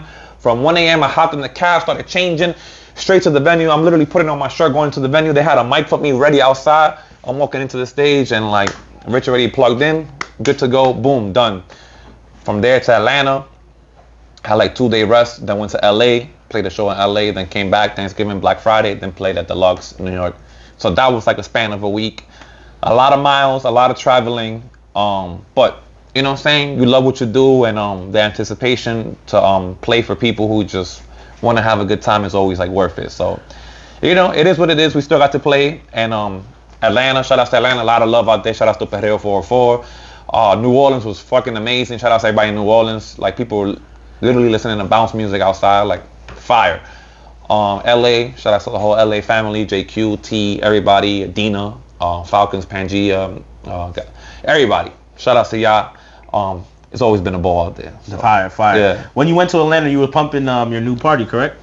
So so Atlanta, we were doing it's these guys called Perreo 404. Oh, okay. So they had, and New Orleans was our party, the party that we DJ with Reggaeton Rave. I had to mix them. Yeah, so it's similar. So we do business with them too. So we had Reggaeton Rave in New Orleans. That's a party that we take on tour as well. Reggaeton Rave is rocking New York, by the way. Yeah, thank you. Yeah, so we mixing everything from like dembow, reggaeton to like everything like dance music, drum and bass, house music, techno, all that. We just have a good time, and it's beautiful. Yeah, man. That's what's up, man. I'm glad for you guys, for real. And like I said, I've been a fan for a while. Like, and it's cool that the world has come the way to the point where now you're on my platform. But besides that, we're our actual friends outside. Yeah. You know what I'm saying? We're boys and we chill. And I fucks with that, bro, because I remember one time I went to a party. I don't remember where it was at, but I went to some Dos Flakos party, and me and you were kind of cool, but we wasn't that cool yet. And like, it was packed, and I was there the whole time. Like, I wish he would just let me go in the back and chill with him. I was like, yo, and then like you gave me dap or whatever. We was cool, but you know, I was still on the other side. I was just like, damn. I was like, yo, I want to chill in the back with these niggas. I know it's wild in the back. Listen, man, I be going to the back. I'm like, who is all these people here? I don't even know them. So I wish. I'm like, yo, I don't say anything. I'm like, yo, man, like, I don't be a Karen. I'm like, yo, let me just get back to my business. Like, I'll be on the dance floor, I'll be on stage. But I wish, I was man. a real fan. I was a real fan, bro. I would be there. Like, now when the love is real, like, you know what I'm saying? Like, that's the shit that I be needing people like that on my end. Like, yo, you know, so because I get excited seeing my people's, like, you know what I'm saying? Because, yeah, you could be on the dance floor, but sometimes, like, I don't be seeing what the fuck be going on, you know? On another note, it was dudes like you that I met, and the VGA who's already come on. Shout out to VGA, yeah, man. shout out to VGA. You know, Fake Gamers, everybody from the Bronx Brewery. It was you guys that made me be like, I can do my platform. Like, my idea is just as valid. Like, yeah. You know what I'm saying? Like, my boy, he created this. He put me on the team, and then I was just like, we could do this. I'm like, I hang out with people that are making moves in the Bronx every day. Like, yo, shout out to Nerds in the Hood one time, man. Like, yo, big up to y'all. Yeah, man, you spoke to me about your platform and about your platform, excuse me. And yeah, man, I was always super excited to just like be a part of it and be a part of the community and just like talking. You knew me when I started it. Like, when you've known me the whole time. Like, when I was just like, you know, kind of like going around like, yeah, I do this YouTube channel, guys. You should watch me sometimes. I'm gonna say one thing, and like with me, like I haven't been teaching for like the last like few months, but I started teaching like officially DJing like this year. And one thing about me is always passing the gems and passing, you know, like what your OGs teach you, then you teach you pass everything forward. Everything, knowledge is meant to be passed forward. If you don't do that, you're doing a disservice to yourself and the universe. So when I was first starting out, I went to a rave. Not even starting out, I wasn't even DJing then. I went to like a rave, one of my first big raves like in 2013. And I told some dude I met there, I was like, yo, I think I want to DJ. I think it was at Western Hall or something. I don't know where I was somewhere. And he was like, do it. He was probably on Molly or something, but he said, do it. And like that kind of like hit me like a little hard. I was like, yo, fuck it, I'm gonna fucking do it. Like he said, do it. I'm gonna do it. I said, I want, cause you know, not that I needed the validation, cause I always been a type of person I just do things, but not that I needed the validation, but it felt good. The validation to see that somebody who I didn't even know believed in me or believed in whatever. Yo, do it, whatever. And he did it. He did give me my first gig at Pacha. So like later down the line, which was like crazy. Wow, you played at Pacha? Yeah, I played at Pacha. That's big heat. That's big heat. Thank you. Because Pacha doesn't even exist anymore. Legendary. Yeah, that's legendary, bro. That's legendary. When you 2 cherries right there. Yeah, I got pictures. Yeah. But like when you told me, and this is not being like fake, like yo, you know, but like when you told me, yo, you know, I'm doing this. I mean, yo, bro, do it. Yeah, like do it. So like I always shout out to Anthony MP. He's from Queens, beautiful dude. I always keep that like in my heart. So when I hear people who they sound passionate about something they want to do, like that already like triggers like my heart. It's like I get excited for them. Like yo, do it. Yeah, like yo, you know what I'm saying? So I'm glad that y'all doing this, and this is an amazing platform. Y'all have amazing people on here, and yeah, man. That's what's up. Thank you, man. I'm glad you had a good time, man. I'm glad we're here. We're gonna do one of the things that we do at Nerds in the Hood. We like to usually end our episodes towards on lists. We're not gonna do facts and fuck out of here just yet. We're gonna do the trending. I don't know if you've seen. It was saying to put. There was like, you know, they have those things where you upload the pictures. So the trend was to name 6 movies that what was it exactly? 6 movies that define you. They had one for TV shows too. Yeah, but we're gonna do movies. We'll do movies. Okay. We'll do movies. So 6 movies that define you. So what 6 movies would you choose that define you? Okay, these are the movies that define me. Per se, they are some of my favorite movies. They're not my favorite movies. They're not my top 10. They can change, but these are the movies that define me. I love these movies to death. Number 1 on the list, always and forever, is gonna be The Lion King, the OG, the animated. I know that movie word for fucking word. I have the VHS still from the original VHS that I have from 1994 or whatever it was. I still have it in my house with a cracked up VHS player just in case I want to watch it on that. That movie was, I don't know what it is about that movie. I just love it. I hate sing-alongs and musicals and all that, but for some reason, the joints on that slap. The songs on that slap, well produced, properly, like beautiful, like, you know what I'm saying? It's just amazing. No, and this is not like in order. Number 2, I'm gonna say Terminator 2, Judgment Day. Arnold Schwarzenegger was fucking amazing. In the 90s, he was like the biggest thing ever. And Terminator 2 is just amazing. Like it's one of those huge blockbuster movies, and I don't know, I just fucking love it. Again, I'm into, for those who don't know, The Matrix and the Terminator are connected. It's one story, if y'all didn't know that. The Terminator is the prequel, and the Matrix is in the future. So what did you just say? Yo, for those who don't know, so yeah, I'm super into that. I learned that. I feel like we talked about it. It's all right. Yeah, like that's like. Did we talk about that before? We might have. I don't know that one. That was a crazy conspiracy. Right? so yo, hold on, but keep going because. So yeah, number 2, right? Terminator Judgment Day. Terminator 2 Judgment Day. Number 3, I'm gonna say. This is in no particular order. From Dusk to Dawn, Quentin Tarantino, George Clooney. Dusk to Dawn, okay. Some high, baby. I love vampires. I fucking love vampires, and what else than to have like vampire strippers like in the south border of Mexico? Phenomenal. You know what I'm saying? It's phenomenal. Beyond the Spider-Verse, I just spoke about that earlier. Let me see. I feel like I might have one here that's kind of cheating, but I know I wrote something down because, you know, I'm at that old age already, so. Yeah, I feel you, brother. Shout out to Hill Surfer, man. I see you, bro. He say he fucks with you. Yo, what's his name? Hill Surfer. Shout out to Hill Surfer. Shout out to everybody in the chat right now. Yeah. We got you. We've had a couple people been rocking with you the whole time, commenting. Thank you. I appreciate y'all. Especially when we was touching on the Star Wars, they was there. They was there. Yeah. Well, it leads me to my next on the list. Star Wars Episode 3, Revenge of the Sith. Okay. Amazing movie. I love when there's a lot of those movies were very emotionless. The emotions blew the fuck up in that movie. It was beautiful. Again, I hold very dearly family. So when I saw that something happens where you consider somebody your brother and they turn on you, that was very heartbreaking for me. Beautiful movie.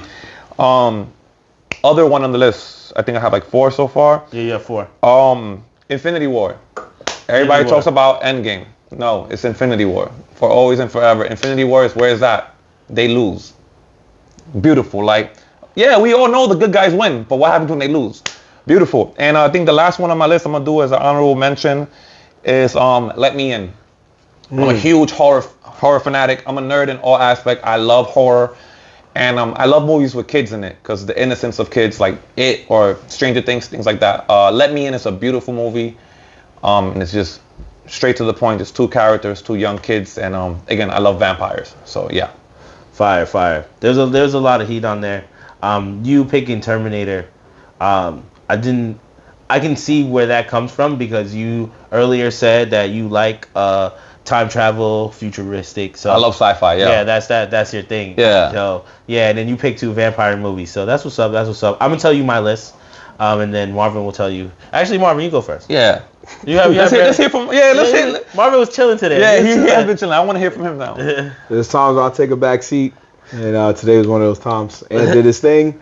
So who am I to stop him from how good this episode was? So with that being said, so I'm a mixture of things because I have Nerds in the Hood podcast, and I also have another podcast with my good friend Uni Francis, which is called Welcome to My Hood Films. Yeah, so, my boy Marvin also does stand-up comedy. Yes. So a lot of different things. Yeah, he has a lot of avenues. Love it. So obviously there's so many movies, y'all already know. But if you narrow it down to 6 that define you as a person or in general, which is kind of hard. 6 was kind of hard. Yeah, 6 is hard. I need like 10. So, I love comedy too. But right. So whoever made this trend, shout out to you because that's something that you really got to sit down and go, damn, if I had to narrow, you couldn't even let me do a good 10. You had to cut it to 6. Like, why? Like, just above half. Anyway, so I got a Toy Story 3. Oh. Which I wanted to go farther back, but Toy Story 3 was one of the first films that made me realize that it's okay to cry as a grown-ass man in a movie theater. That's a fact. Because little kids looking at you and shit, like, what the fuck? But it's okay to cry as a grown-ass man in a movie theater, especially when you didn't know that Woody was going to pull through. You know what I'm saying? Like, you thought they was going to die, and you was like, damn. And then when you realized they survived, you cried because you was like, damn, I thought it was about to happen. Like, damn, they made me cry. Yeah, they made me cry. They got me. Touche. Oh. So that's beautiful. That's one. My other one is Anchorman.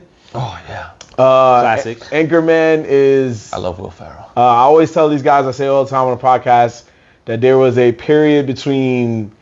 I feel like it really kind of hit up in 2004, ended around maybe 2012, 2013, where goofy movies were just like they just were not missing. There was some that, let's be fair, there was some that wasn't hitting, but there was just a plethora of movies that were so goofy and they were dominating the box office. And it was Will Ferrell's time, it was Ben Stiller's time, Owen Wilson. Will Ferrell pretty much introduced us to Danny McBride. Like, there was Seth Rogen and all them boys, right? Bride, yes. Yeah, so it was like, that was the period where they all came out and they was killing. Steve Carell, all of them. So, Anchorman for me is one of, like, my favorite quotable movies. It's just a goofy movie. It just really made me just fall in love with going to the movies and watch comedy movies. There's so many others, obviously, but that one to me was just like, you know, that was it. Another one, really... Ooh, we good? Oh. My bad. No, you good. I really had to narrow it down, but I got to go with this one because it came on syndicated television, and we all quoted it even when there was curses in the quotes, but Channel 11, WPIX New York, made sure you ain't know the curses yet, and that was Coming to America. And it was really when it was Eddie Murphy playing different characters, Arsenio Hall playing different characters. He paved the way for, like, you watch Martin's TV show and Martin played all those characters. There was a movie later called Death of a Dynasty. Kevin Hart did something similar where he played a bunch of characters. So you watch a lot of these, like, legends follow his thing. It made me want to do it when I was a kid. I wanted to play all these different characters, even if I wasn't that great at it. It was just, you wanted to be wacky. You know, comedy is wacky sometimes, and that's where you come from with it. So that's 3. So 4 is Scott Pilgrim versus the World. Yes. Fuck yes. When I used to work in Nintendo World. Shout out to my big bro Sean. he got, I think he either got the bootleg of it from our boy Jazz, or he had the DVD or something like that. Somehow, every time cats got to the point where they were complaining because they were like, every time I go on break, that fucking movie is on. And it just kept getting replayed. And nobody could find the remote. We felt like this nigga hid the remote or some shit. So Cass was just eating, and it just eventually, within a month, you just sitting there just remembering the words, remembering what part's gonna happen. Like, oh, you're gonna fly out the window. Like, you just knew what was coming up. But then I realized, like, yo, this movie is fire. Like, it was just a beautiful homage to video games and rock and roll. It just changed the game. Before there was Ready Player One, it was Scott Pilgrim versus the World. Preach. And yeah, that's 4. So two more. I changed it up. So 5. He did say I'm the One Piece king. One Piece has made pretty much, if not by now, 20 movies or close to it. I think like 15 or something. And to me, I will always arguably say one of the best films is One Piece Film Z, because I actually was able to come to theaters on DVD and stuff like that, and it was a beautiful film, beautifully made, beautiful fight scenes. It did make me tear up at the end. This is when I knew from this movie alone, I said, man, One Piece is out here. This is it. There's another one called One Piece and Baron something and the Secret Island.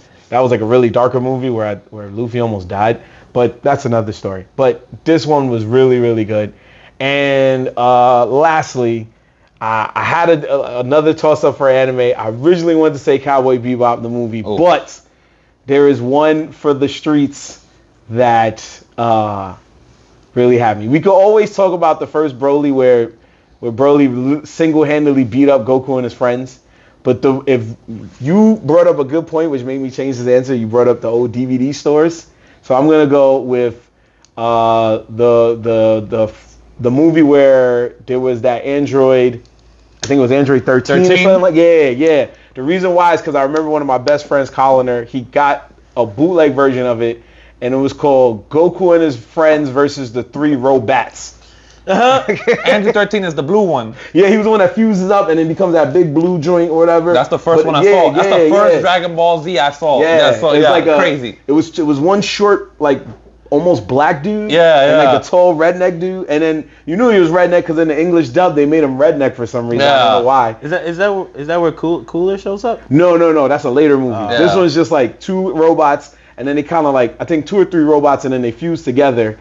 And then like they start beating the shit out of everybody, but then they all win. Dragon Ball Z 5. But it was called Train and Come Back. Yeah, that's when I knew I was like, I live in the hood because this is called the 3 Robats. I was like, they couldn't even take the liberty to change one letter. Like, it was just like, so for me, when it came to anime, past and present, and movies past and present, this is wacky, man. My life is wacky. I like to have fun and laugh. And this is where we at, man. Beautiful, man. Yeah. I love it. Yeah. Beautiful. Now listen, a lot of those movies, they're up there for me. Yes, sir. So I wasn't gonna say Toy Story 3, but I'm glad you threw it in there. Thank you. That was a classic, brother. Yeah, that is. It's your turn, my guy. All right, so everybody know what my first one is. The Bible. Fast and the Furious. The first one? The first one. That's my Bible. That's all you right there? That's my Bible. Okay. 1 through 5. After that? Yeah, after that it gets. I'm not gonna lie. So today, when I came up with this idea, I was the first one to do the trend. I posted it, but then I told you guys not to post it because I wanted us to talk about it. But anyway, I was gonna post to be funny all 6 first Fast and Furious. Yo, I was just about to say, if you said all 6, if you said all 6, I'd have been like, cut this off. Yeah, I was gonna post all 6, bro. I knew my chat would have went crazy if I put all 6. Cut off his 5. No surprise there. Cut off his 5. Yeah. Nah, but Fast and the Furious, that definitely is like my shit. Like, there's a funny joke. I'll tell you a quick story. This is a true story, bro. Me and my brother, we were back in the day, can't smoke in the crib, parents is asleep. We rolling up in the living room, Fast and Furious is playing. By then, I think they might have been up to like 4 or 5. Okay. I've already seen the first one 1 trillion times, right? We watching that shit. I roll 2 blunts. We go outside. We smoke, bro. We come back inside. we were fucking high. We were chilling, right? The nigga goes to turn on the TV. I say, you could swear to everything you could ask him one day when we in person. If he goes to turn on the TV, I said, wait, how much time we was outside? I said, this nigga's about to say these words. This guy is an animal, bro. He said, what? I was like, I swear to everything, this is what's about to happen. That nigga turned the TV on. Yo, he almost fucking lost his shit because I was so on point, bro. We both started laughing so hard in the crib because I really got it right. Like, he was like, yo, what's wrong with you? Bro. Listen, I don't know Lion King that well. So, Yeah. like, get the timing down pat. I know every word, but I don't got the timing like that. I don't even know my own songs like that. Yeah. I sing it when they singing it. I'm not just going to sing it myself. Yo, that shit really happened, bro. In the crib with my brother. That really happened, bro. That shit was the funniest crazy. shit. The Bible. But my second movie, The Matrix. The Matrix is, when I first saw it, you know what I'm saying? I totally agree with you. When I first saw it, I've always been into tech.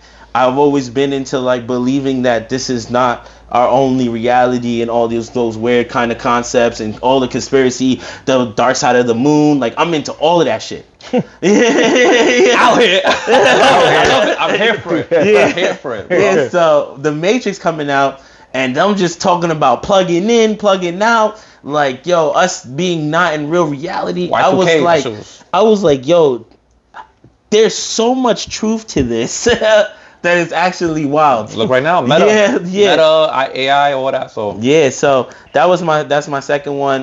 The third one, I'll switch gears a little bit. The third one is The Incredibles, Disney's movie, The Incredibles. I really like that movie because I felt like that movie just like it was just a different type of graphics for Disney a little bit. Yeah. Like, they were already good at that style, but they did so good with this movie, and then they went into the superhero world a little bit, and they gave it that comic book feel, and like, I don't know, something about The Incredibles, even from the first one, I knew that it was gonna be a good series. Like, I was like, this is dope. Like, they did their thing. It's Disney, right? Now Pixar, I'm not bugging. No, it's both. It's Disney and Pixar. Yeah. You're good. So yeah, The Incredibles was it was cool, and then like I always like, again, I like to go fast. So them having the son that was Dash, that was my nigga. So menace. Yeah. So Dash was dope. Another fast movie, Gone in 60 Seconds. Oh, okay. Yeah. Hell yeah. Yeah, Gone in 60 Seconds. Yo, Gone in 60 Seconds had a nigga thinking that he could go boost the car. I even go like, that's the one with Angelina Jolie, right? And Nicolas Cage. Nicolas Cage, yeah. And they're boosting cars like crazy because his brother got in trouble. Yeah. But like, the reason that was nostalgic for me is because as a car person, and during that time period of movies, we're talking about like what, 2000s, right? Yeah. They had every Heat, every Ferrari, every Lamborghini, every like. When you're watching it as a car person, you're like, yo, these niggas is driving all the best cars that's ever been created. Like, to this day, the cars that are in that movie still are prime time cars. Like the Porsche, the Ferrari, like I said, and then the one that it's all about. The muscle car. Yeah, right? the muscle car. Why is it skipping my mind? The GT. Yeah. The GT 500 or the Cobra GT 500. The Shelby GT. Okay. That's what it is. That shit. That is still a car to this day that people. Eleanor. That was the nickname of the car in the movie. Eleanor. It was slipping my mind. But that is to this day, like, car heads love that shit. Like, that's you know what I'm saying? Like, that's heat. Another movie would be Grandma's Boy. Which one's that Grandma's Boy. So originally on my list I put Pirates of the Caribbean. Okay. Right? Because I do fuck with that storyline. I find it very funny. I was trying to look for something that was a little funny, but then I kept thinking about it and I was like, Grandma's Boy. Grandma's Boy is a movie about a video game developer. Yep. That is working for a development company already while developing his own game. And then he's living. It starts off like this. It's like the first dead ass 5 minutes of the movie. He lives in the crib with his boy. His landlord shows up with these two brolic niggas and just starts sweeping his shit up, like just taking it, and they're like, yo, what's up? He's like, yo, you haven't paid rent in like 6 months. And then his boy's like, yo, I really like these strippers. like at some like whorehouse he goes to. Okay. So they got evicted. Yeah. He's been giving his rent money to his boy. Yeah, to pay the rent, and his boy been going to the strip club. Got it. So it starts off with him moving into his grandma's house. Okay. And that's why it's called Grandma's Boy. You get what I'm saying? He's Okay. living in his grandma's house. But he's a game developer, and it's just a story about a dude going through... Really, it's just a story about a dude going through life. And not that crazy. I love simple storylines. It's not that crazy. It's a game developer going through life, going through a hard time. The game's not really working out for him. And he fucking goes out on a wing and creates his own... He's been creating his own game, but he goes out on his own wing, and he decides to like go for it. He was just self-conscious about it. Yeah. And then when he finally does it, it blows up for him. Yeah. You know what I'm saying? So it's almost like a weird like hood superhero, like just what we doing right now. we do. Also, he's telling you the story without the one major detail. This man is a super pothead. Yeah. It's a weed movie. Okay. Yeah. That's true. I love weed movies. And it's also an Adam Sandler movie with no Adam Sandler, which is amazing because I didn't think this movie would be that good without him, and it was. Grandma's Boy. Yeah. Amazing film, bro. Amazing That's film. on my list for the week. One of the best. Yeah, Grandma's Boy is a super duper good hidden gem. Yep. There's a lot of good actors in Yep. it. Your boy, Young Jonah Hill. Young Jonah Hill's in Jonah it. Hill. The skinny dude that acts weird. I don't know his actual name, but I know. But you're talking about. it's just a good movie. You should watch it. Okay. There's a lot really of good movie. it's oh my god. It's a comedy. It's a comedy. Yep. It's fucking good. Like fucking good. And like it's just a good movie. Yeah. And then the last movie, because that was 5, right? Yeah, my last movie is a movie that I watched a bunch of times because it was just drilled into my head thanks to cable TV, and that is Fast and Furious Gladiator. again. Oh, Gladiator.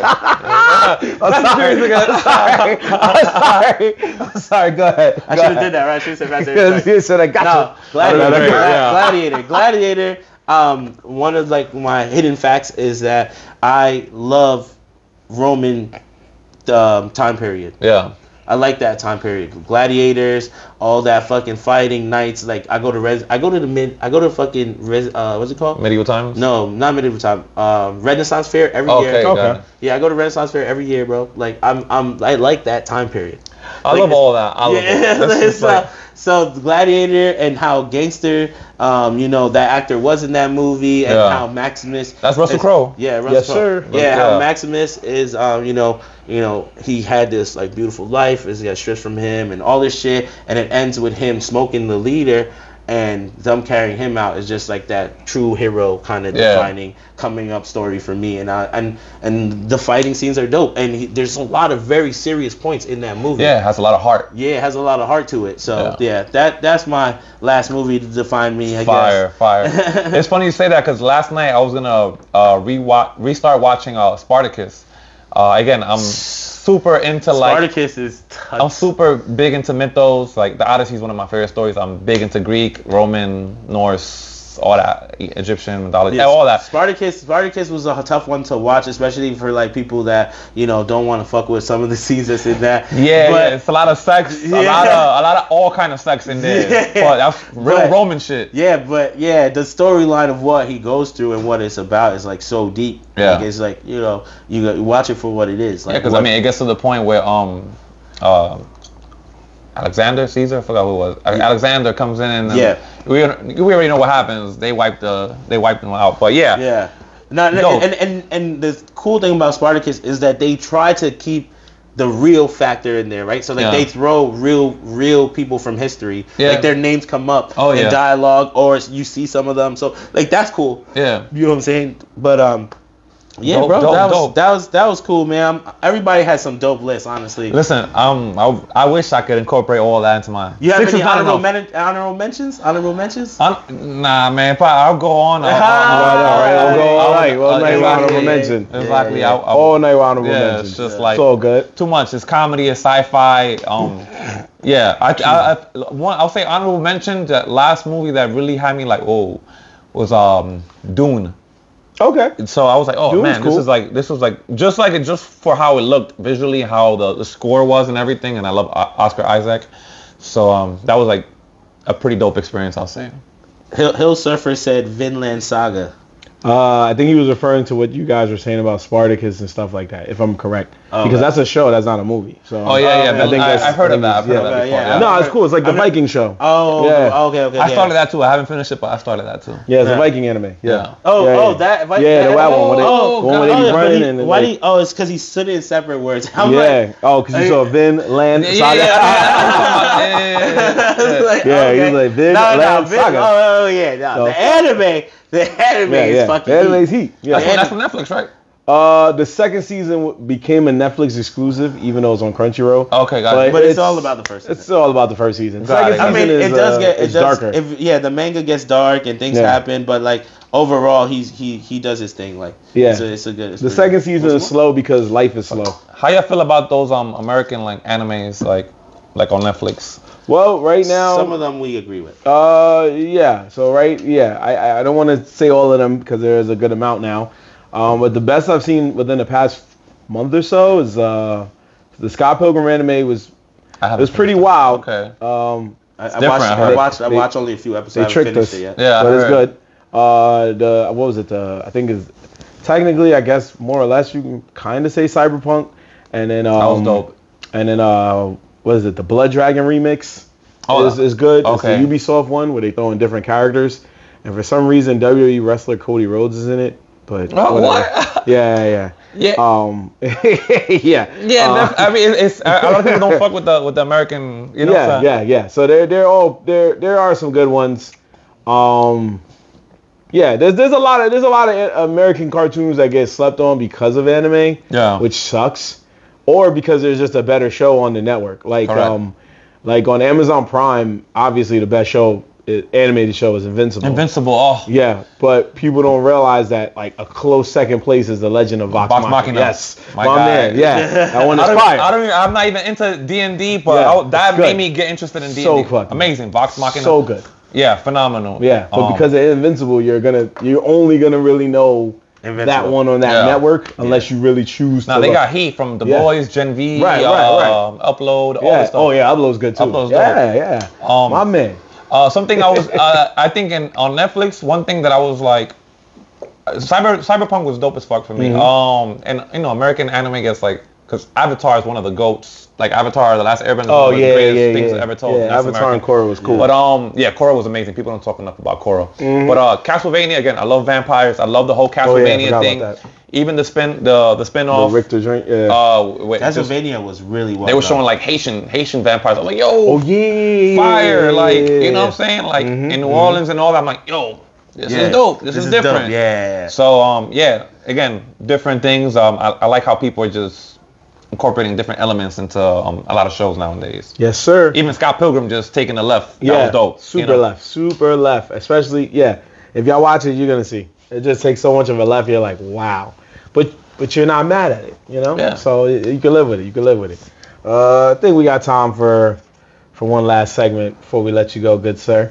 And that is, like Ant said earlier, our traditional segment known as Facts or Fuck out of here. Fuck out of here. Oh. Yeah, you got it right on point. That's that New York shit. Yeah. Thank you, sir, for participating. So we've done a lot of different lists. So basically what we do with this is just to give you and the people at home a brief synopsis. We find lists online or on YouTube or wherever, blogs, wherever we can find it. And we just critique it because everybody wants to make a list and everybody thinks their list is like super valid or whatever. And we just break it down and we either say, in the streets, you already know, when you agree with something, you say facts. When you disagree, you say fuck out of here. It's just the way of the hood. You know what I mean? So usually we've done like anime, we've done movies, we've barely done music. We've done a little bit of music. And I think it was only when we were trying to just be stupid about it. But we got a quick one. It's not too crazy. It's only right we do music. We got a DJ in the house. Yeah, exactly. There's a special one for that. So we have 20 is the top 20 dance club songs. And this is courtesy of... We doing all 20 or are we doing 10? No, we probably do the top 10. Okay. Let's do the top 10. Okay. The top 10, courtesy of Nocturnal.Asia. Okay. Top 10. So we'll start from 10, going to 1. Okay. Yeah. And then if you agree that it's a top 10 banger, then you say facts. It can stay there. If you don't agree, then you say fuck out of here. Come at me. Come for me. Let's see what's up. Okay, just want to say, I know we're not doing the top 10, but let's just get this out the way. Top 20. I mean, excuse me, thank you. I know we're not doing the top 20, but there's one I want to give an automatic fuck out of here to. According to this, number 13, or I guess number 12 on their top 20 dance club songs, just missing the top 10, was Wiz Khalifa's See You Again. Where they do that at? What club was that? That is a sad song. Sometimes when we do these lists, we want to know who makes the votes. Who makes the votes. I've never been to a club where they blasted that. I mean, you riding cheeks to that, you crying in the corner. What's the context of that? You ordering a whiskey neat, like, old fashioned. Yeah, that's what's going on, like. That's. That's Oh. interesting. Is it Easter? Like, yeah, like what's going on? Like, jeez. Anyway, so number 10. Hopefully you know this song. I didn't know the name of the guy that made it, but let's just go. Hopefully I know it. Is Martin Garrix's Animals. God. Okay. Fuck out of here. Fuck out of here. I mean, listen. At the time when that EDM big room sound came out, that was like one of the big mainstream joints. Okay. But no. Is that the one where they're like doo-doo-doo-doo-doo? That's exactly what it Oh, is. Yeah. really? You don't think that's the one? Nah, it is like it has a certain stigma to it. Oh, and, even then, for that type of music, that wasn't the hardest shit out. That was just like the most. That was just the biggest like. That was some Hannah Montana shit, man. Like, yo, I like that. I like that. I like You know what? We riding with you on that fuck out of here. So, we fuck out of riding here with that one. You unanimous fuck out of here. Because I was about to be like, damn, I thought this shit was alright. And then you said that. There's other ones that they got flavor. My man They said age that's well the- too. They age well. My man said that's the training wheel dance song. Yeah, Like, all right, you know? I heard you, brother. He said take the training wheels off. All right, number 9 is Bad by David Guetta and Showtek featuring Vasi. Vasi, bad. What's this is a top 10 Yeah, this is top 10. Yeah, so top this is number 10 9. What's the list? Top 10 of what? Top Dance 10 club songs. Dance club songs. Yeah. Right. I'm not gonna shit on it. I feel like it was a cute song when it came out. Top 20. I don't hate it. I'm not fully in love with it. So it gets a pass. Okay. I could.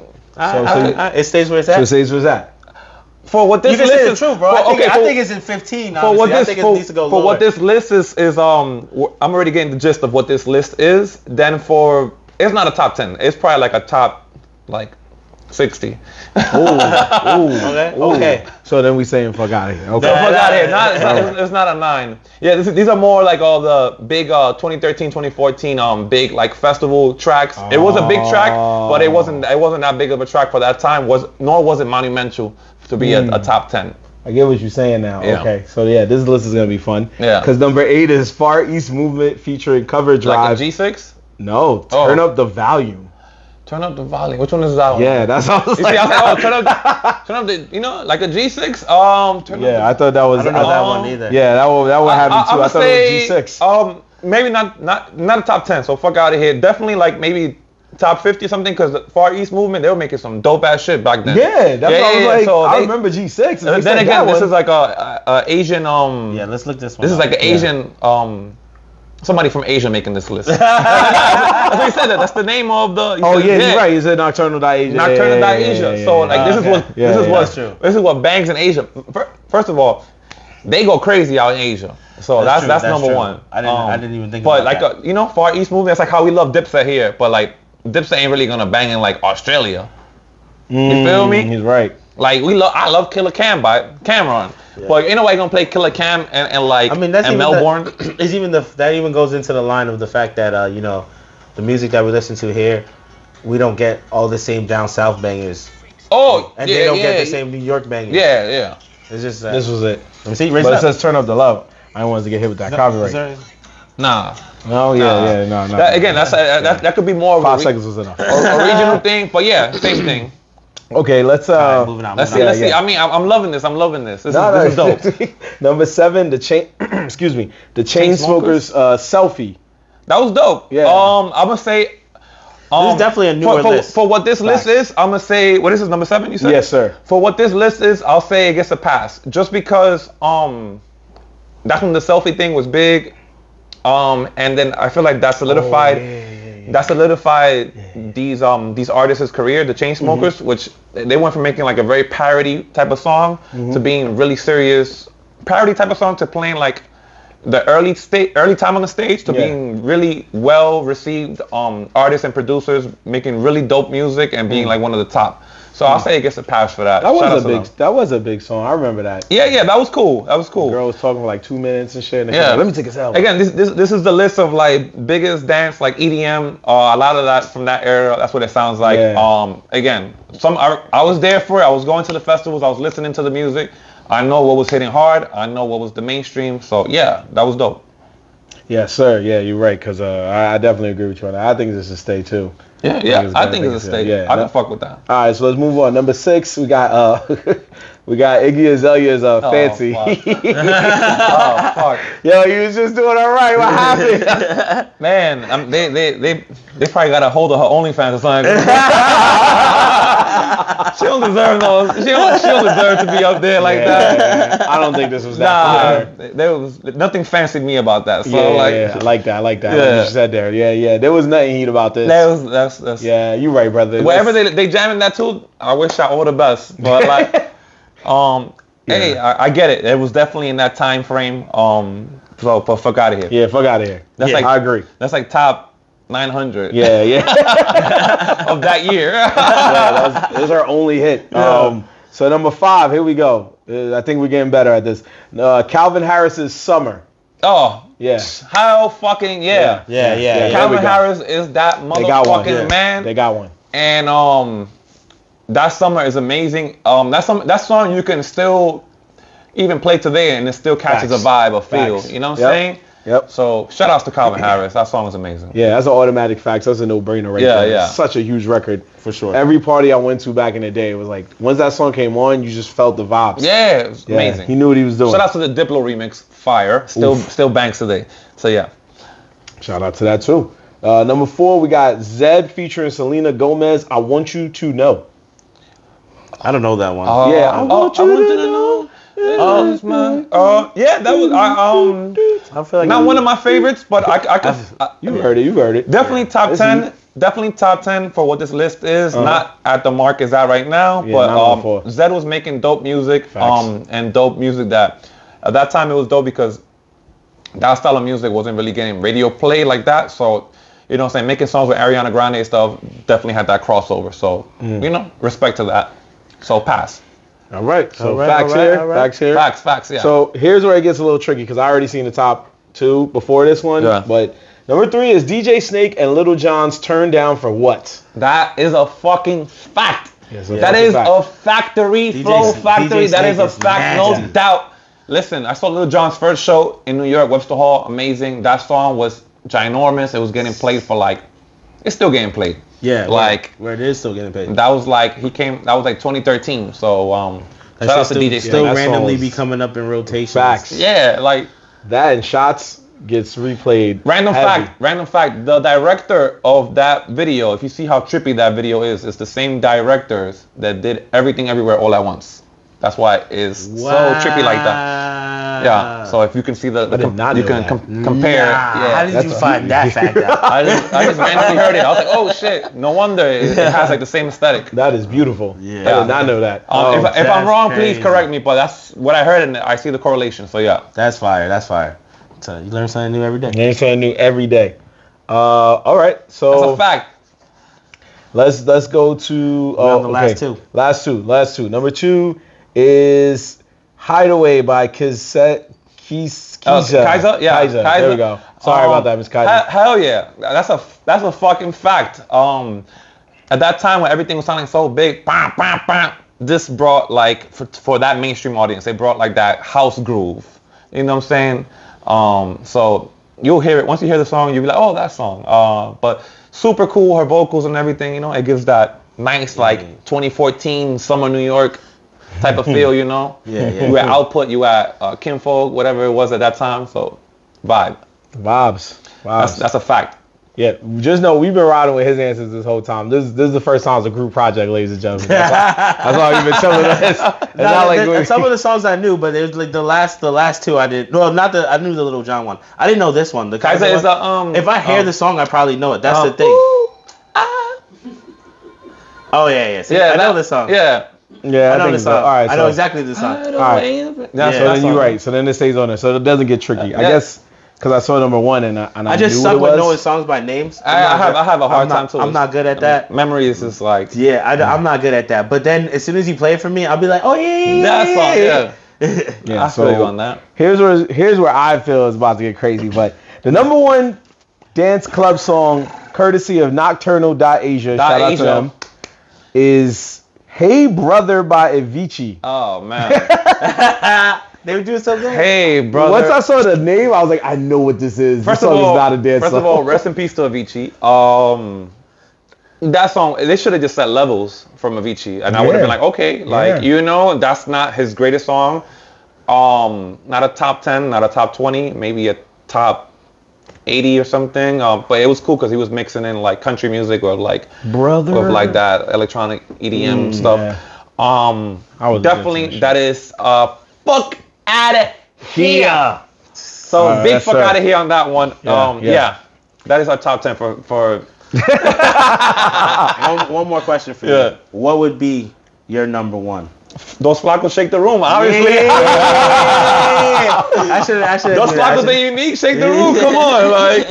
Yo, wasn't Levels? Yeah, that was the one with the that's all. Yeah, that was. That would have made more sense. Oh like, listen, y'all need somebody to write up something for y'all. Holla at us. Like, shout out to Nurse of the Hood. Shout out to. I tell you, every list we do, it ends with one of us being like, yo, if you needed a better list, like you could have I'll let your boys. Holla at us. Like, we know a thing of 410, you know. Yeah, so, I always say that these meetings happen, right? They go into a little glass office, right? Everyone's sitting at a long desk, and then they put the choices on the wall. Super long.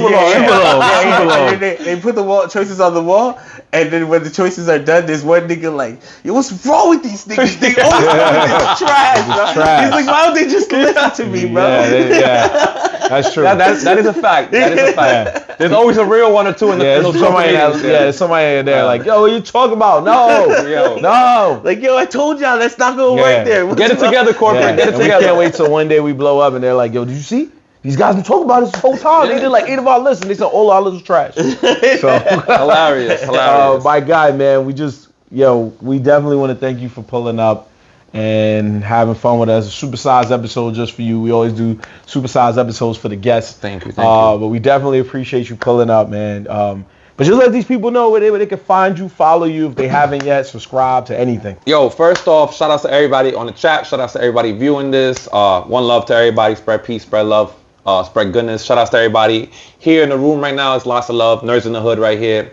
Beautiful people. Chris, one half of those Flakos. You can find us on everything from Instagram, Twitter, SoundCloud, iTunes, Apple Music, Spotify, your grandma's kitchen. DOSFLAKOS. Dos Flakos. Me and my boy, my boy Richard and I. Let me get my English correct. My boy Richard and I doing it. Del Bronx pa'l mundo.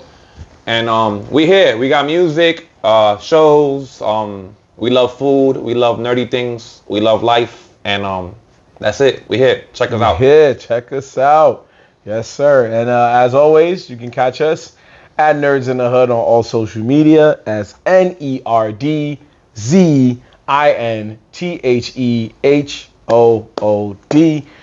You catch our clips of the show, any upcoming events we're doing, any other things we're doing, polls, questions, answer ventures, our anime rap intros, and so much more, man. Quick shout out WWE. We posted a small video of me watching CM Punk come back. I was watching it. Oh, check this out. I literally was watching it. I didn't rip the video or anything. It's me watching it on my friend's television, and they blocked the video.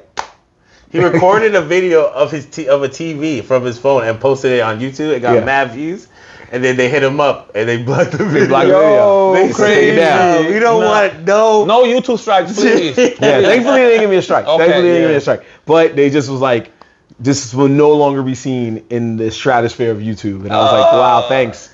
It was just me watching it on TV to show I'm showing y'all love, you know what I mean? But it is what it is. So, but this is why you gotta follow us, man. We be having fun. We be doing so many things. We're getting back on the intro game with the anime rap intro openings and so much more. Yeah, more lives coming soon. More lives coming soon. And we got a lot. Shout out to the chat, man. I see you guys still tuning in. Saying what's up. Hill Surfer, thank you for sticking around the whole time. Cash Games, you was here the whole time. Yusuf was watching the whole time. Thanks for liking the show. Shout out to Cash Games. Shout out to everybody in the chat. Yeah, there was a couple of heads here. Creative was here earlier. I don't know if he's still around, but shout out to everybody that was just in the chat, man. And just stuck around to show love to our boy Dos Flakos. Well, one half of Dos Flakos. And bro, and what he's doing outside. As long as tune in, baby, we doing things. So real quick, top five animes.